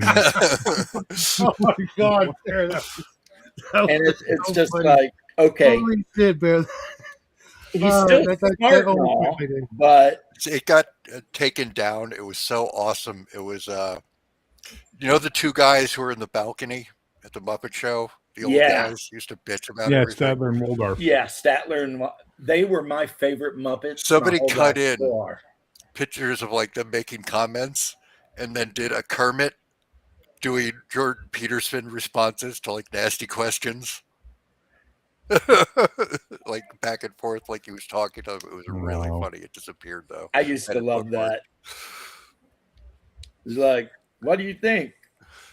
The line was way too long to get into the show, but there was no line. Exactly. I like when what's her name, Crystal Gale was on and she sang "Blue by You." Oh yeah. And then they cut to them in the balcony, and he's like, "What'd you think? It was okay by me if it was okay by you." Yeah. Fuck. I remember as a kid laughing way too hard at that one. Those guys were just hilarious. They made the show because of they're willing to make fun of themselves. Yeah, made the show better. Yeah. I was always a Sam the Eagle fan. Oh, I'm in no way associated. Sam with Eagle this is the show. ultimate American. Yeah, you are about to embark upon a great career in business. It is the American way, and they're like, it is the British way. When he's in Muppet Christmas Carol, and he's talking to Ebenezer.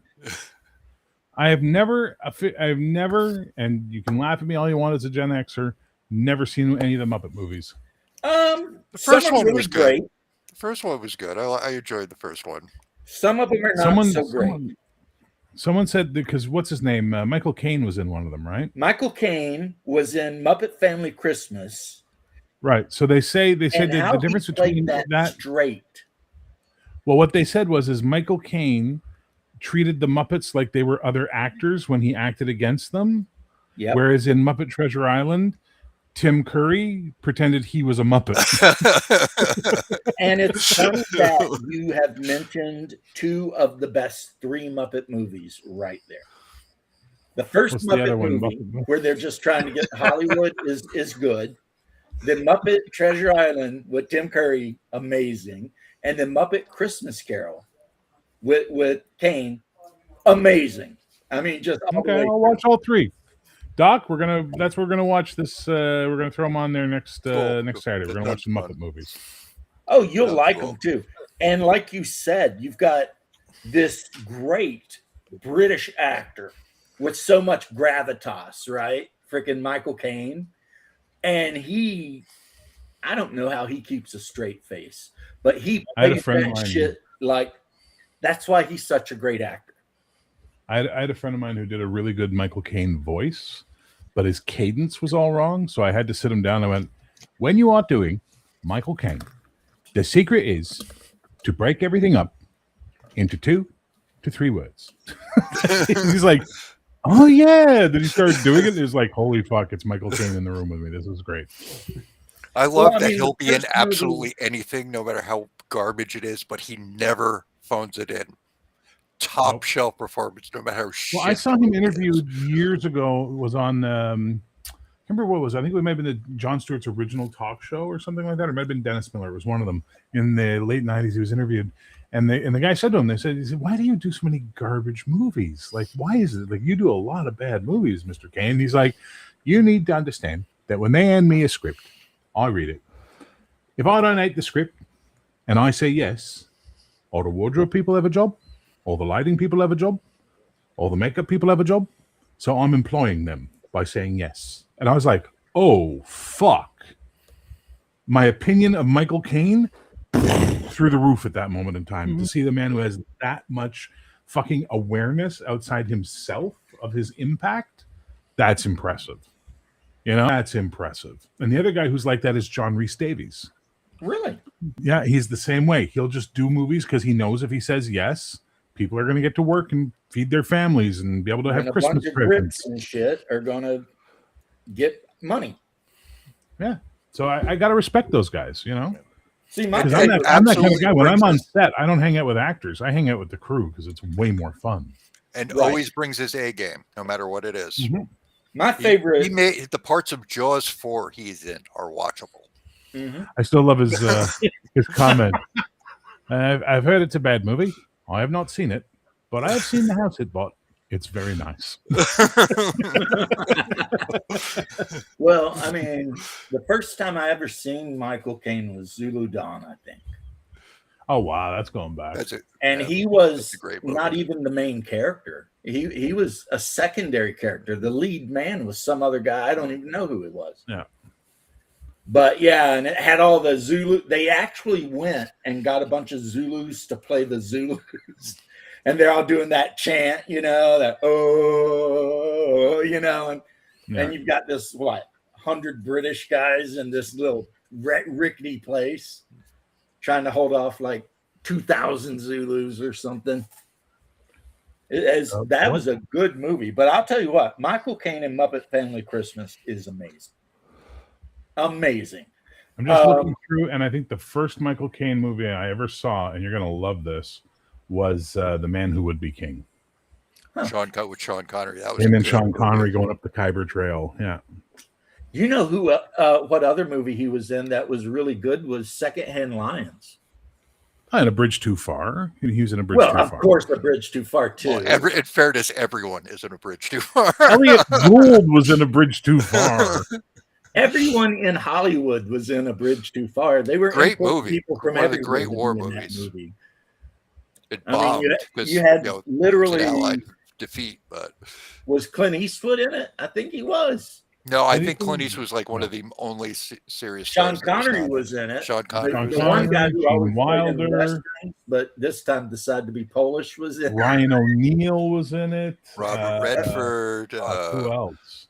James Oh, Caan. Gene Hackman was in it. You know, Anthony it's funny you bring up a Hopkins, bridge too far because Anthony Hopkins, Lotus yeah. Eaters actually were talking about that movie, and they were talking about as kids how they watched the movie, and they understood the Germans were the bad guys, but they didn't have it like ingrained into them to like view them with just complete and total hatred. And there were a few times when they actually kind of felt bad for the Wehrmacht here and there, you know, but they knew they were the bad guys and they knew that, yay, we won, yay, England, you know, but, you know, and they're talking about how it changed over time, you know, and you know, like, and I was like, I guess I'm younger than they are because, Oh, you fuck, know, Laurence Olivier was in Bridge Too Far. yep, Laurence Olivier was in it. Yeah. I love that Robert when the Redford. SS officer comes across the bridge and he's trying to talk surrender, and they're like, "Nah, we can't accept your surrender." And the German's like, "What?" What? You know, here's how you can know everybody was in that fucking movie. John Ratzenberger was in that movie. Cliff Yep. fucking Clavin from Cheers was in it. He's also in Empire Yeah. Strikes Back. He but gets that's- he gets shot in the face Mhm. in the river crossing. And then the 82nd Airborne land in the wrong place, and then the tanks get held up because every time they try to move, Germans ambush them, and just everything that could go wrong did go wrong. On paper, though, in Montgomery's favor, on paper, it looked like it'd be a good plan. It was way too complicated. If shit had actually worked the way. This is why they should never have listened to Montgomery about anything. They always side with Montgomery over Patton, and Patton was always right. He was a dick, but he was always right. He knew his job. Soldiers liked him. Thought he was pretty good. I mean, I know Montgomery would never walk into a tent full of wounded soldiers and smack the shit out of them. Patton would. But I don't know if Montgomery and Patton really liked each other very much. Oh, they despised each other. Yeah. Yeah. Eisenhower and Montgomery despised each other. In fact, nobody really liked Montgomery. He was a bit of an ass. Well, he was probably a product of that earlier kind of British officer school where if you had a lot of money, you got to be an officer. Yeah, he was a lord of some sort. For the longest time, that's how Britain did it. If you had a shit ton of money, you could buy a commission. That's where the term comes from originally. And officer, of course, in America, by that time, we were going pure on, well, I guess there was a little bit of who you know and who you blow, but there was a lot of merit too, because, I mean, Patton was just some redneck from South Carolina. You know what I mean? You just say who you blow? Who you know? We're not talking about the Navy here. Come on. Right? Are you trying to summon Bruce and you'll be like, somebody said. Anyway, I had something on my mind I wanted to bring up, and then you guys were too entertaining. Sorry. Which is good. Which is really good. Oh yeah. Minnie Warmuth brings up he was awesome as Alfred in the Batman movies. Michael Caine. He was by far the best one. He made him an interesting character. He was a great Alfred. He's not the best Alfred. The best Alfred is still the Batman animated series Alfred. That guy's fucking amazing. But are you talking about the gay Chinese Alfred, or are you talking about like the Batman the animated series? You fucking tool! What's wrong with you? What's you know, they're still looking. They might. I expect that level of stupid from Shadow. Not they you. They might find it. A Minnie Warmuth. I know you'll probably not be able to see that, but check that out. It's a Saber, which is basically a Space Marine tank destroyer. Painted Blood Angels colors because Blood Angels are the best. Anyway, that's all I had to say about that.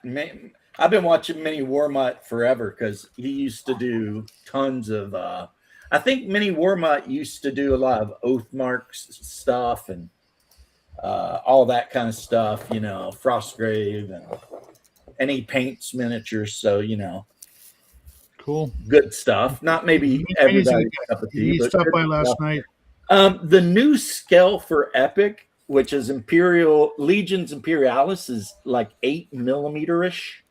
So if you put like the new stuff next to the old stuff literally looks like garbage.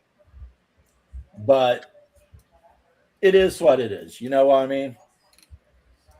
And the best news is my wife agreed to learn to play the game and to play the game with me a couple times a month at least. We're going to start out with like 1,500 points so that, we can both ease into it. Month 2, it turns into Strip Imperialis. Oh, hell yeah. I'd love that, but I don't think she'll go for it. Danes are pretty freaky, man. Let's be honest. If you marry that repression has to go somewhere. I'm going to say this. I would have thought painting something this little would be hard. It's not. Because really what you do is you either primer it the color and then shade it, or color it slightly darker than you want it and highlight it, and then pick out the details, like the gun and stuff. I mean, you don't have to get crazy. Like when you're painting your normal 28 or 32 mil and you're trying to do all that special shit. These guys here, you don't really got to worry about it. Just get them together. Sad isn't around anymore. I can't remember who made them, but I used to get these at KP Toys when I was a kid. They'd come in a little box like this, and it'd be they made armies. There was like 100 guys in each. They were like scaled to like Matchbox car size. I'm not sure what the exact scale is. It was in plastic. It's 20 millimeter, and it was and basically all different armies from all different time periods, historical time periods. They were all individual. And they were like $150.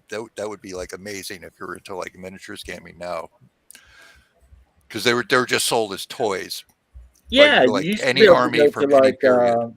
KB Toys or the one with the giraffe, and they sold like Italeri and they would come in a box like yay big, and it would be like 172 scale miniatures, and they had like every era of warfare. You could buy Confederates, you could buy Union, you could buy World War II, you could buy modern shit. I know that because I bought like all the Vietnam stuff, because when I ran Recon, I used those little 20 mil figures in the Recon game. You know what I mean? So I was a big fan of Airfix back in the day. Those were like 172. There was a whole bunch of them though. Italeri, Airfix. There was like 4 or 5 companies. Airfix had kind of made out of softer plastic. Yeah, they were damn near impossible to paint. But yeah, you could paint them. It's just as soon as they bent, the paint would flake right the fuck up. I mean, it'd be like, okay, in the eye. That shit. I had a couple of sets that blew my mind. The Apollo moon landing set, which was weird for an Army Men line of figures, and then I had a line of Robin Hood figures, and I recently looked those up, and I can't find them. Now there's another bunch of really small scale, but I don't know if they're 15 or 10 mil. And they're made in Russia. They're called Zvezda. And you can buy like a whole damn army of World War II figures for like nothing. And they're like models, you clip them all out and glue them together, paint them. And a lot of them come with like missions and, it's a whole game. And every box comes with the rules to the game. And it uses cards and shit like that. So it's kind of like Flames of War, but a smaller scale. So, yeah. And I think I have a Zavita castle actually in the laundry room of all places, but I've never. They make a ton of shit, man. And then you have Plastic Toy Soldier Company, or whatever. That's what the means, right? And I think they're British, and they put out 15 and 28 mil World War you know what Zvezda means, right? Bethesda. No, Zvezda. No. Star. Oh, really? That makes sense. Yeah. So Krasnoy Zvezda is red star, or yeah. Yeah, that makes sense. Yeah. Look at that, learning stuff. Yeah, but the plastic. What happens when you create your own superhero universe set in the 80s? You got to learn a lot of Russian shit just to name Russian people. So there's a lot of companies that put out those small scale World War II whatever minis for pretty cheap. So I just wanted to be part of the conversation because I don't give a fuck about miniatures, and I was sitting here feeling very left out. So you gave me something to jump. You're never left out, bro, and I appreciate it. Glad you indulged me for that brief moment. Star. Zvezda. But I'm just glad that I got to jump in with my limited Russian and feel part of you. We can go back brought to up miniatures something Russian. I'm going to bring up something German. House Smoking Hot is the chick in Rammstein's video Son that plays Sleeping Beauty. I don't know. I've never seen that video. Oh my God. You know what my favorite video from the 80s is? Frankie Goes to Hollywood playing live at a fucking pop festival TV show thing in Germany. And Lemmy is, because they were there doing something, Lemmy's on stage with them playing bass. And there's this smoking hot blonde chick, German chick in black negligee, like black bra, black panties, black, full fucking like, yeah, she's ready to fuck mode. And she's doing her whole walk around, like be seductive thing to the pet shop, the Frankie Goes to Hollywood guys, and they're like, whatever, because they're all gay. Yeah. And then Lemmy just kind of hooks her fucking arm and walks off stage with her, like, well, Lemmy's getting some fucking German pussy tonight. Like, I fell in love with Lemmy watching that video. I'm like, this the craziest Lemmy interview I ever saw was Lemmy dressed up in SS tanker uniform, sitting in the hatch of a Panzer III with his black girlfriend, explaining to the British how he dresses the way he does because he wants to push limits and he's an edgelord. And it was like, because you know how Lemmy always had iron crosses and shit. And everybody was like, are you a Nazi? And he's like sitting there with his black girlfriend being like, I'm not a Nazi. I just kind of like to push the limits, see how far I can go. And literally, he had the black jacket with the pink, for freaking tanker or whatever, and like all the shit. And he was in an actual Panzer IIIL or something. And have you ever seen the West German tank commander jacket from like the 90s, 80s, and 90s? Mm-mm. It's a really nice jacket. Like, it's really fucking stylish. I was working with a director who had one. And I said to him, oh, how do you get a jacket? He goes, be a fucking German tank commander.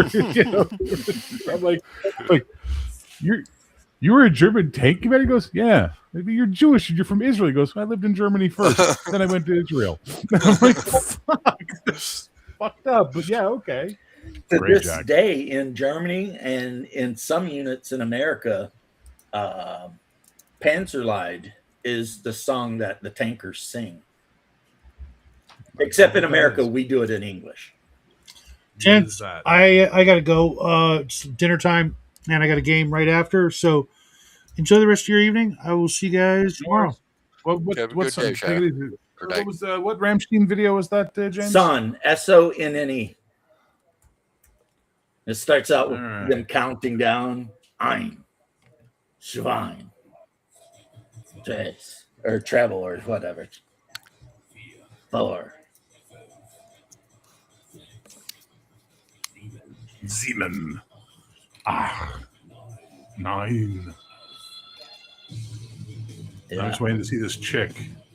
Oh, good. They were so good. Their last kind of Hurrah Deutschland was pretty good. The song was good. The meaning behind it was kind of intense. Oh, okay. Hang on. Here she is. Oh, yeah.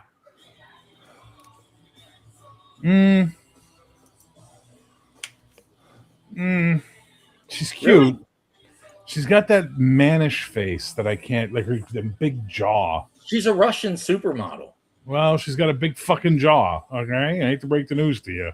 Okay, that's fine. That's fine. Apparently, it's a type of look I can't get into in women is when they're mannish looking. Like, what's her name from Babylon 5 that was in Hidden Enemy? Or the fucking Claudia Christensen. Everybody used to rave about her. I'm like, she looks like a dude. She looks like she's like fucking getting ready to have her surgery. Like, no. I don't know, because you like said the same thing the other day about Sigourney Weaver. So I'm starting mannish looking. Sigourney Weaver's a mannish looking chick. And I'm sitting here thinking she's beautiful and everything. No, maybe you're a little gay. Who knows? I mean, it's okay as long as I keep playing the right hole, you know. It's okay as long as it's a three-way. It's okay in the three-way. It's okay in the three-way. Yeah. There's a little leeway in a three-way. Exactly. That video is hilarious because, like, at a point you see the blankets all going crazy, and then just watching eating cereal. And she's like, "Yeah, you guys still here? Yeah, you're still here." Oh man, it's not gay if it's in a three-way. Like, those two were definitely a pretty brilliant comedic team. They were pretty awesome. Yeah, Sandberg and frickin' Timberlake. Justin Timberlake, yeah, they worked well together. Yeah, they were a great comedic team. They really knew how to play off of each other. And Dick in a Box is still pretty fucking funny. Yep. Step 1, cut a hole in a box. Step 2. No. Step 1, get a box. Step 2, cut a hole in that box. Step 3, right. Put your junk in that box. What? Yeah. Like, step 3, get her to open the box. It's a dick in the box. Mother Lover's pretty rough too. And makes a callback to Dick in a Box. It does. Because they're getting out of jail for having their dick in a box backstage at the stage. Come on, you're here. You want to come up, so come up. Like, I'm a mother lover, you're a mother lover. We should love each other's mothers. Love each other's mothers. Stick in my face where you come out as baby. You know, this shit is crazy. It's like, what? Stick in my face where you came out as a baby. It's like, those two, man, they're out of control. That's fair. And then making fun of the one guys for the whole, I'm on a boat with my flippy floppies. You're at Kinko Strait making copies. This boat is real. And an interesting callback, though he doesn't say anything, is Jizz in My Pants. When the one guy's in the supermarket and he says, and by the way, you're going to need a cleanup on aisle 3. When it flashes to aisle 3, that's Justin Timberlake mopping the floor.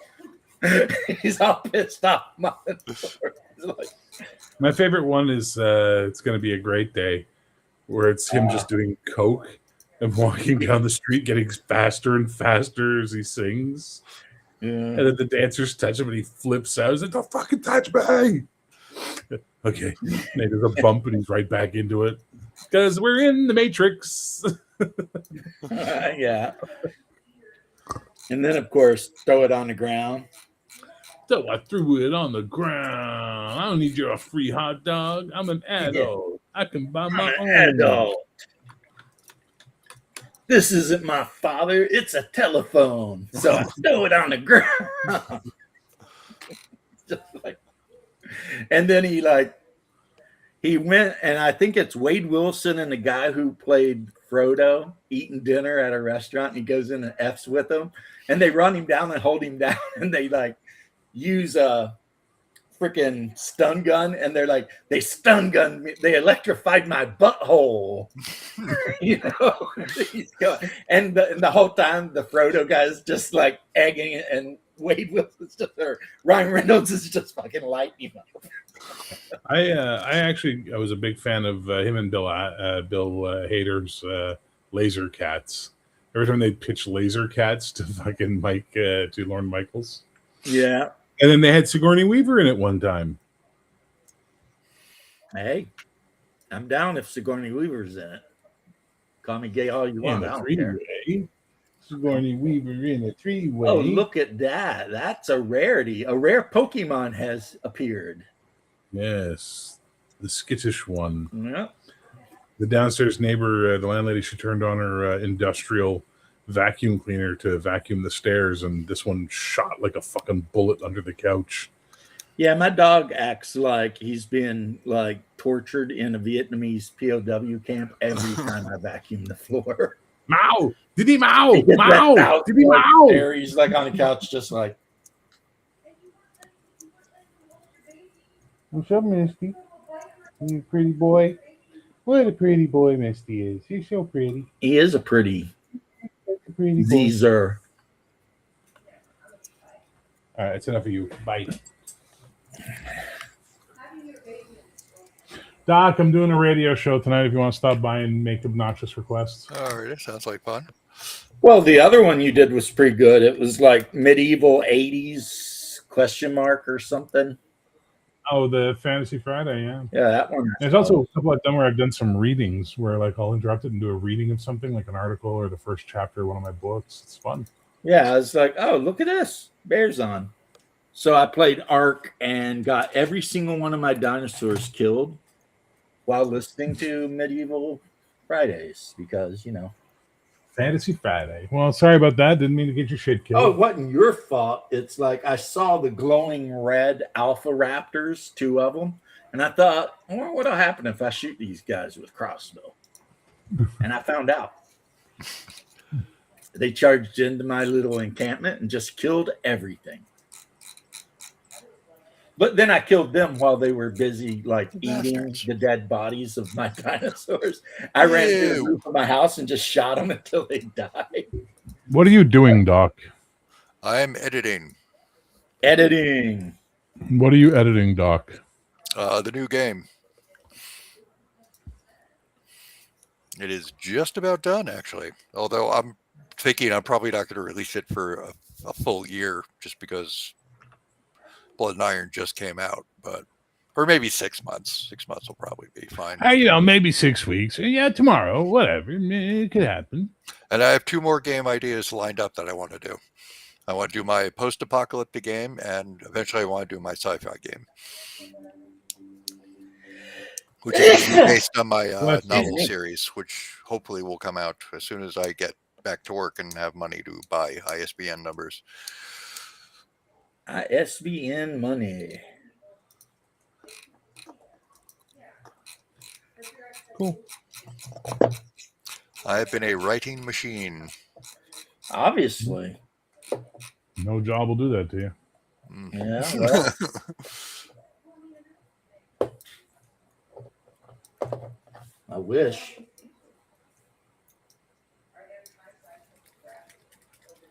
Why is the mouse wheel like making a lot of noise? No, just you were muttering to yourself. Oh, I do that. Yeah. So I figured you're either writing, playing a video game, or crafting a hate letter bomb in it. I can do all 3 of those things in one project. I'll have you know. I have to start worrying.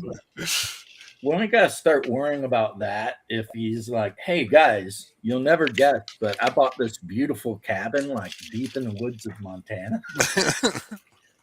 I mean, you really can't get there by the road or anything, but...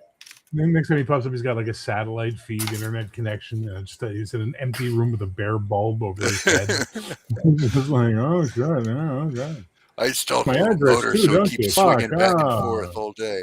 Yeah, I'm never going to ever open a fucking package you send me ever again. Right. Come over to the police to be safe. I could never be Unabomber. I couldn't live without electricity.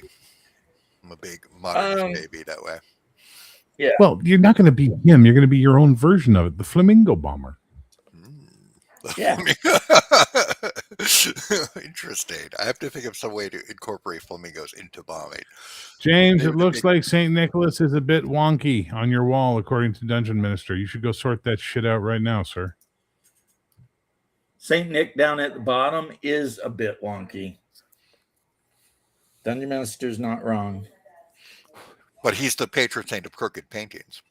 So he's the patron. Little known fact. He's the patron saint of slapping bitches for talking shit about the blessed Theotokos and being into Arianism. I don't know what happened there, but okay.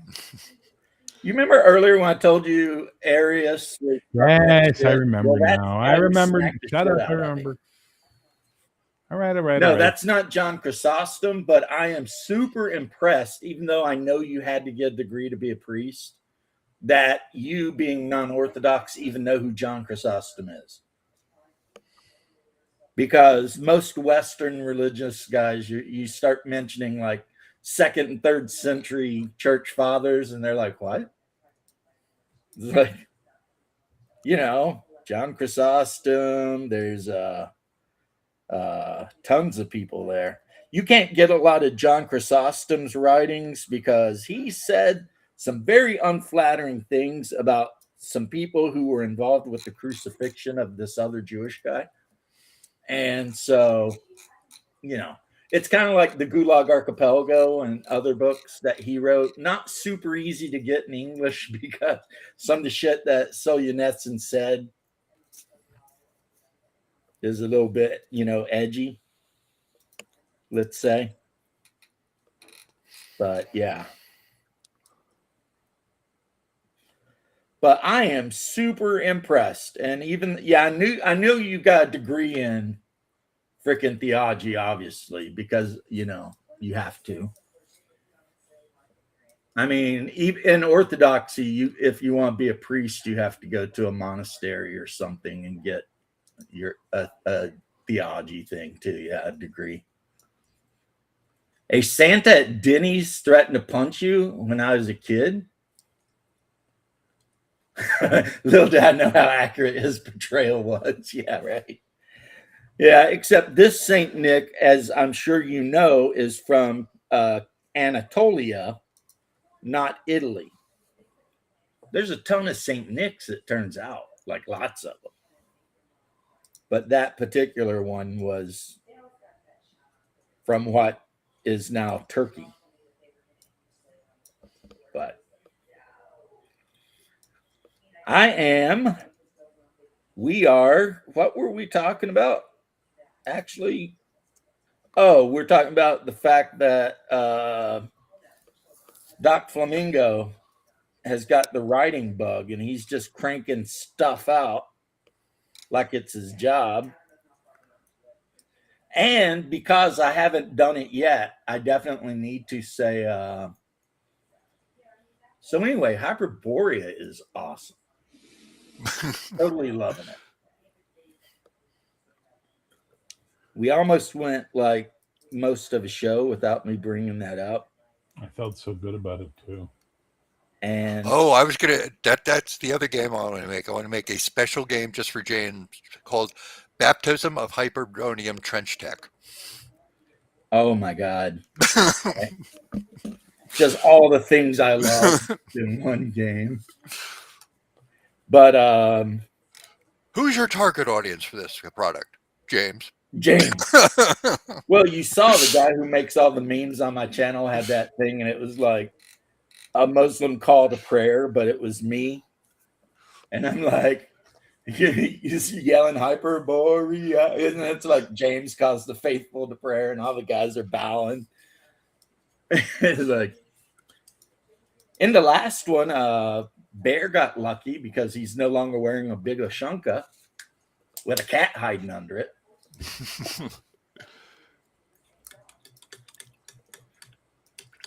And I don't know what Shadow was doing. But yeah. But I was grinning really hard at something in one of the memes.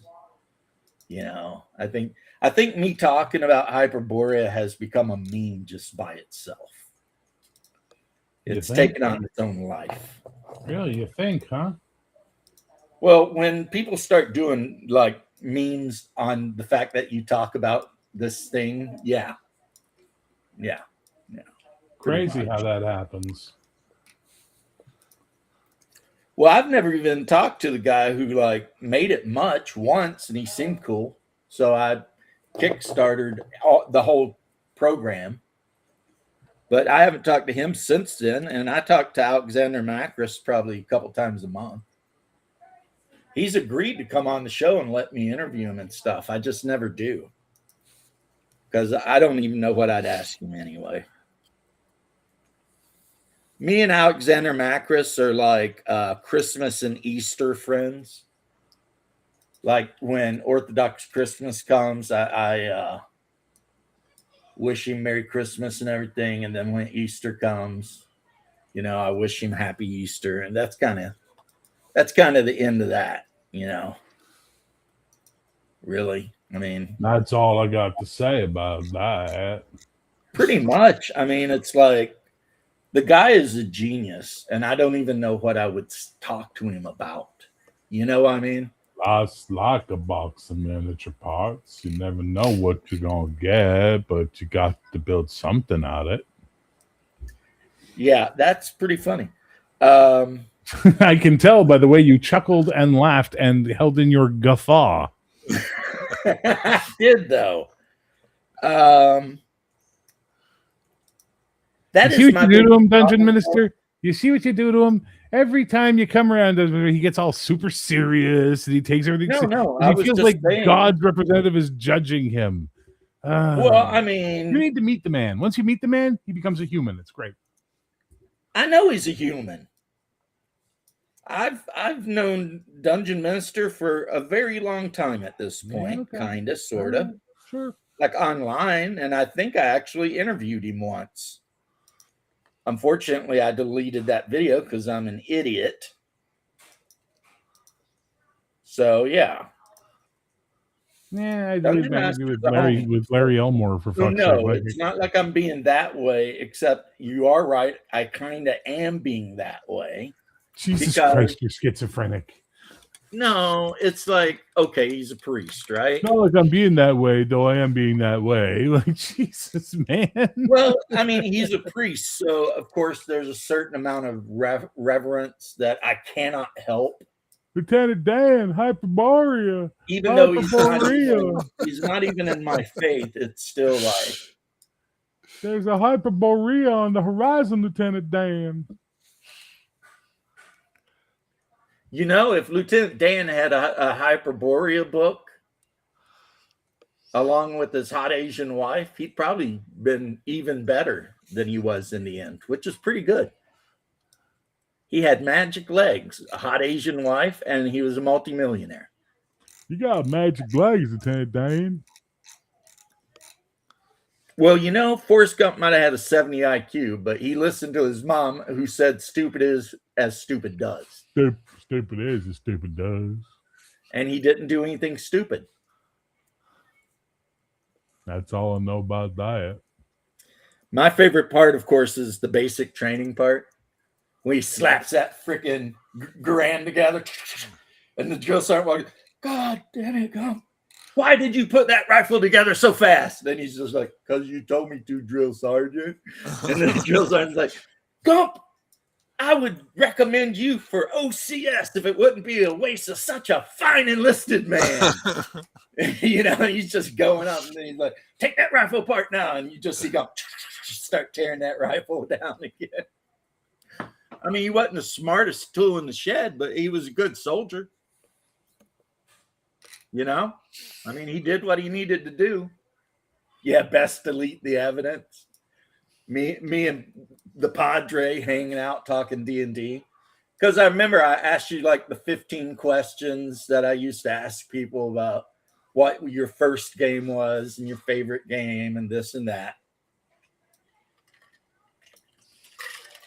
There was a time, fellas, when this was actually kind of almost like a journalistic channel where I'd invite people I considered luminaries of the field, and I would ask them the same 15 questions Now he just talks to us schmucks. Yeah. Now it's what's the opposite? What's the opposite of a luminary? Is that like a obscuritary? What are we called over here? Is that when you ain't got the acidins? And you say, what is that again, man? You're a Lucians. You're a Lucian. That's it.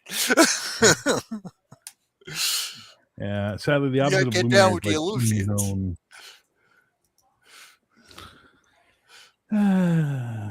I wish I could remember the name of the Hunchback of Notre Dame. Steve. I'm pretty sure it was Bob. No, it was not. Stop. You know what the antonym is for luminary? Nobody. Get out of here. Only because Double D always does the thing from Sopranos where the one guy's like, and he means to say Nostradamus predicted all of this stuff, but he says the name of the Hunchback of Notre Dame. Quasimodo. Quasimodo, yeah. And then like the main guy is always looking at him like, what? what? Yeah, Quasimodo predicted all of this. Right? Yeah. And the guy's like, what? I love the fact that the entirety of the woo-woo crowd still thinks Nostradamus was an accurate prophet, despite the countless amounts of debunking that have been done to show that he just wrote really basic shit you could apply to a lot of different situations and it wasn't actual prophecy at all. I never even worry about it. I don't even. No. I'm just okay. Fuck you. You know I love to take woo-woo people down a peg. You know I love that. You do like to take the woo-woo people down a peg, and I think it's because you were born under a bad star at a mislocation of multiple ley lines. Yeah, your humors are all out of whack, and you need a bleeding. I was born under Cherny Zvezda. You have evil vapors in your head. My humors are not good. Your humors are totally out of balance. And I am here to hunt the witches. But I need no leeches. And which bitches get stitches? Hey, man. Season of the Witch. One of the craziest parts is when they sacrifice or they kill those 3 women for being witches. And it turns out the one actually is. It's a fair cop. From the fact he killed the priest. It's like, oh shit. Well, she looks like one. Yeah, like I didn't see that coming, but she turned me into a newt.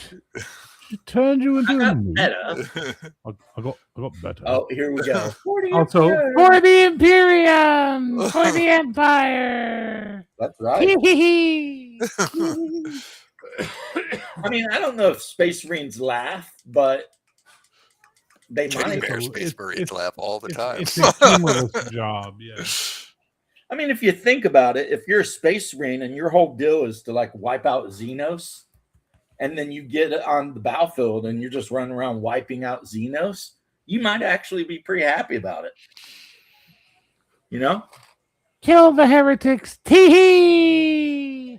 You're like, die, scum. And actually, then, you light them up with a heavy flamer and you laugh. The one Warhammer novel I did read had the Space Marines laughing. It was this guy who was being told from the perspective of one of the chaplains. Right. He's got this guy who's like a probationary chaplain. He's like applying to be one of the chaplains. And one of the he mentions in the book, the proby guy stomps on some orc's head and like grinds it into the dirt and like laughs gleefully. And he's like, I decided then he earned the skull mask. His hate is pure. Yeah, that sounds an awful lot like Grimaldus, who started out probationary but then become one of the priests for the Black Templars. Yeah, that sounds like Grimaldus. I mean, just because you're a post-human super killing machine doesn't mean you can't have a sense of humor. Kind of have to. Yeah, I mean, you kind of have to. And the fact that your whole goal in life is to kill Xenos, and then you get to go kill Xenos. That's like going to Disneyland for a little kid. That's like, hell yeah, let's get this shit on. Now the poor guardsmen, sucks for them because they're out there with their flashlight and their shitty flak armor trying to make shit happen. Meanwhile, you got these 9-foot tall, 1,000-pound killing machines dancing around in armor that's stronger than a tank hull, just being whatever. But yeah, man. Tee-hee! I love killing Xenos. Tee-hee! For the Emperor. And they deserve to be killed. Because when human society fell apart during the dark age of technology, all of these Xeno scumbags, instead of helping the humans out and, stepping in and being like, hey, we'll be your bros and shit, because they were bros forever. But instead of doing that, they decided they would go ahead and conquer human territories and kill humans and blah, blah, blah. And the humans never forgot that shit. So fast forward a couple, tens of millennia, and it's like, yep, fuck those Xenos, excuse the language, but they're getting it. You're excusing your language because that's hilarious. Because there's a priest present. Yes. I don't care. Whatever. Hey, it turns out the Bondi Beach guys were father and son. The who? The Bondi Beach terrorists, the guys we were talking about earlier. Turns out, according to the New York Post, they were father and son. I'd heard they were Orthodox Jews. No, I didn't hear that. On the first day of Hanukkah, no less. What dicks. Dude, seriously. I mean, come on. But in Germany, apparently, there was like 9 people that had plotted to attack a Christmas village or some shit. But the German, Polizei caught them all. It was like a bunch of Moroccans and Algerians and whatever. But Polizei caught them. And so they're all, going to German prison. But yeah, they were planning on doing some kind of mass attack on a Christmas village. Yeah, but isolated incidents, religion of peace. Never forget those things. It's like, why you guys gotta be dicks, man? I don't get it. Are we even bombing them right now? I don't think so. And our president our president, and I guess your president, spent so much time trying to put an end to that freaking nonsense that was going on over there. Like all the Arab countries were like, hey, thank you so much. We love you. Have an airplane and shit like that. And it's like Muslim Brotherhood disagrees. Huh? I said the Muslim Brotherhood clearly disagrees. Yeah, that's the thing, even when you try to be nice to them, you can't be nice to them because, to quote The Cure, it's never enough. Well, no matter whatever it is, how it's hard I try, it's never enough. Anyway, I got to go. I'm going to start my show in 10 minutes. So if you stop by and say hi, that would be nice. But if not, I understand. If anybody else wants to come by and listen to some good tunes. I'll probably say hi for sure. But before I do that, I will go and see what the wife is doing and what our plans are as far as when she wants to leave to go to Georgia and everything. Okay, I got to run, dudes. Tonight? I will catch you all later. No. In a couple days, but Bye, Doc. Bye, Doc. Catch you later. She is, as I've explained multiple times, big into organization and stuff. No way. A Dane? No, I don't believe it. Danes are such go with the flow, chaotic type people. And the problem is I am the go with the flow kind of impetuous guy. And she's like, she's had to work very hard for the past 20 plus years. That said, Hungar makes you look downright reserved. Well, I mean, there must be something about me she likes. Or maybe she's just a masochist. We tend to be attracted to the opposite. I am somewhat of a sadist, for sure. We tend to be attracted to that which is the opposite of us, unless we are narcissistic, and then we are attracted to ourselves. I mean, who hasn't spent a night just staring at themselves in a mirror masturbating, though? And I gotta go. I'll see you later. Bye.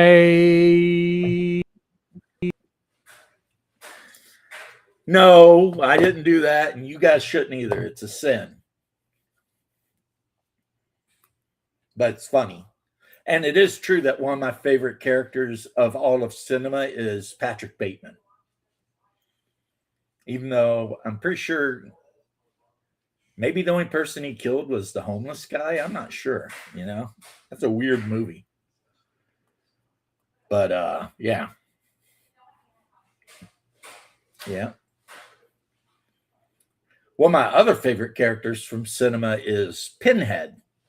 And I was very surprised the other day to watch a matchup, because there's a guy who does videos where he has originally it was always horror movie guys, but yesterday it wasn't. But it was like people fighting, and Pinhead was the champion. Like, he beat Jason Voorhees' ass. He beat the shit out of Freddy Krueger. Like, he was whipping everyone's ass, but then he had to fight Doctor Strange. And it turned out that Doctor Strange, you know, being the wizard supreme and shit like that, has some ability that allows him to separate somebody from their own timeline or something like that.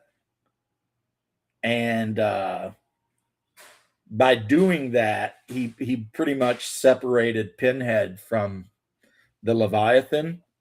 And Pinhead, like a cleric or a warlock, he is called the Hell Priest, gets the majority of his power from the Leviathan. So when he was separated, he lost all of his superpowers, I guess you could say, which did not kill Pinhead at all. It just made it where Pinhead had to go back to where he came from. So, yes, the Sorcerer Supreme defeated the Hell Priest, but not really, you know. And it was a close fought thing. I mean, you know, Pinhead was effing him up until he got his spell off. But hey, we all play D&D. We know how it goes. Sometimes the big bad whips you a little bit, and then if you're lucky, the priest or the magic user drops just the right spell at just the right minute. And the party is saved. Yay. Yeah, the guy who does this, like how he described Pinhead defeating Freddy Krueger, was pretty good. It had a lot to do with the fact that Freddy Krueger relies on fear to win. And Pinhead has no fear of anything. And also, Freddy Krueger tries to do a lot of illusionary stuff, you know. And unfortunately for old Fred, Pinhead cannot be tricked by illusions and stuff like that. So, long story short, everything Freddy Krueger tried to do to mess with Pinhead didn't work, because just, you know. And then Pinhead decided to go ahead and put Freddy Krueger in the labyrinth and let him stay there and receive the punishment he so richly deserved. Because the thing with Pinhead, and I think one of the reasons I've always thought he was kind of a cool character, is if he had a D&D alignment, it would 100% be lawful good. Pinhead is lawful good. He shows up to deliver justice. Now, being evil, he does, or not lawful good, lawful evil, I'm sorry. Being evil, yeah, he does some horrible shit, but at the end of the day, unless you're messing around with the lament configuration and being a jerk off, you are never going to have to worry about Pinhead or the Cenobites. It's just not going to be something you will ever have to worry about. So, like, you know, if they did exist, I wouldn't have to worry about them. Because if somebody gave me a strange box and said, you know, it could open a portal to somewhere, I'd be like, yeah, I don't want that. You know, go ahead and take it, right? So, yeah. But if you've done a bunch of evil shit, then Pinhead will show up, at which point you will be in trouble. So I decided to get all super colorful with this guy. I know red would have been a better look, but I decided to go with like an aquamarine. Of course, I did his Bermudo helmet and everything. If I can get this to focus in. Focus in just a little bit. Come on. Yeah, so it's a... See, I know what to do when I want to show off miniatures. No matter how hard I try, it's never enough. See, there we go. Look at that. So it's a Bermudo guy, and he's got 2 cesti, I think they call them. Oh, I need to get that back of his hand there, don't I? You can see where I kind of went over him and like picked his muscles out a little bit better in detail to... But I used like a tan flesh. This guy I don't think should be very pale. I mean, if he's a gladiator and he spends time with on the sands of the gladiator place, then yeah, see his hand now. So now this red ring I just put on for no reason. I got a bunch of multicolored rings in the Conan games I bought, and I actually used them to keep track of which monster is which. If you're like, if we have a bunch of monsters and they all look basically identical, it's easier for me to write down red orc, blue orc, green orc, 2 orc, or whatever, than it is to try to keep track in my mind which orc the player just smacked the snot out of, right? Now, this guy's small, but let's see. Let's see if we can get him in there.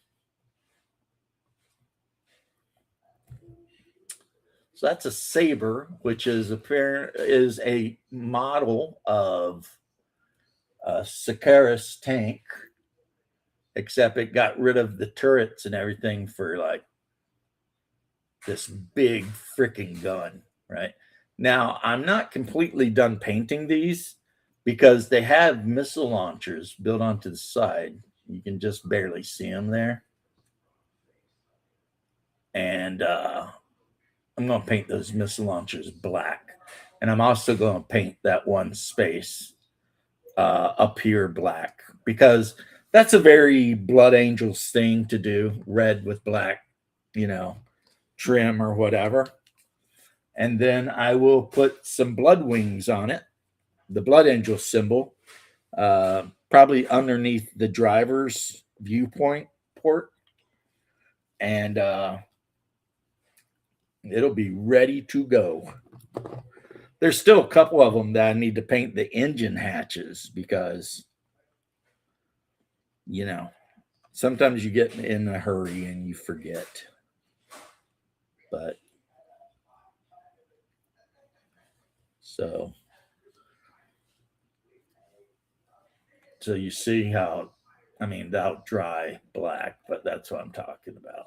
So, yeah. These are my Space Marine vampires, because that's kind of what they are. They're Space Marines, but they're vampires. Insofar as they do drink blood. But anyway. think I'll do this front part too, just to give it even more of a contrasting color. So see how it's got the black and then it's got the other black. Yeah. No matter how much I try, it's never enough. I mean, really, this guy's not very many colors. It's a couple shades of red, like a really dark red, and a black and metallic. Just the name of the color is literally metallic. And yeah. And then it's got its wash and non-oil on all the metallic parts. Got some red ink, but I'm not quite sure if I want to use it on this thing. So anyway, it's been more than 2 hours, and Bear's going to be doing his thing, and Shadow's got a game, so I'm going to get off of here and go do something. And wish you guys the very best. So there's a pineapple Hyperborea, lemon Hyperborea, coconut Hyperborea, pepper Hyperborea, Hyperborea soup, Hyperborea stew, Hyperborea salad, Hyperborea and potatoes. Yeah, I get what you're doing there. Freaking shrimp, Hyperborea and grits. I think that's all the Hyperboreas. But anyway, peace and love to all of you. I hope you have a wonderful week. And if I don't see you, it's because I'm not at home. So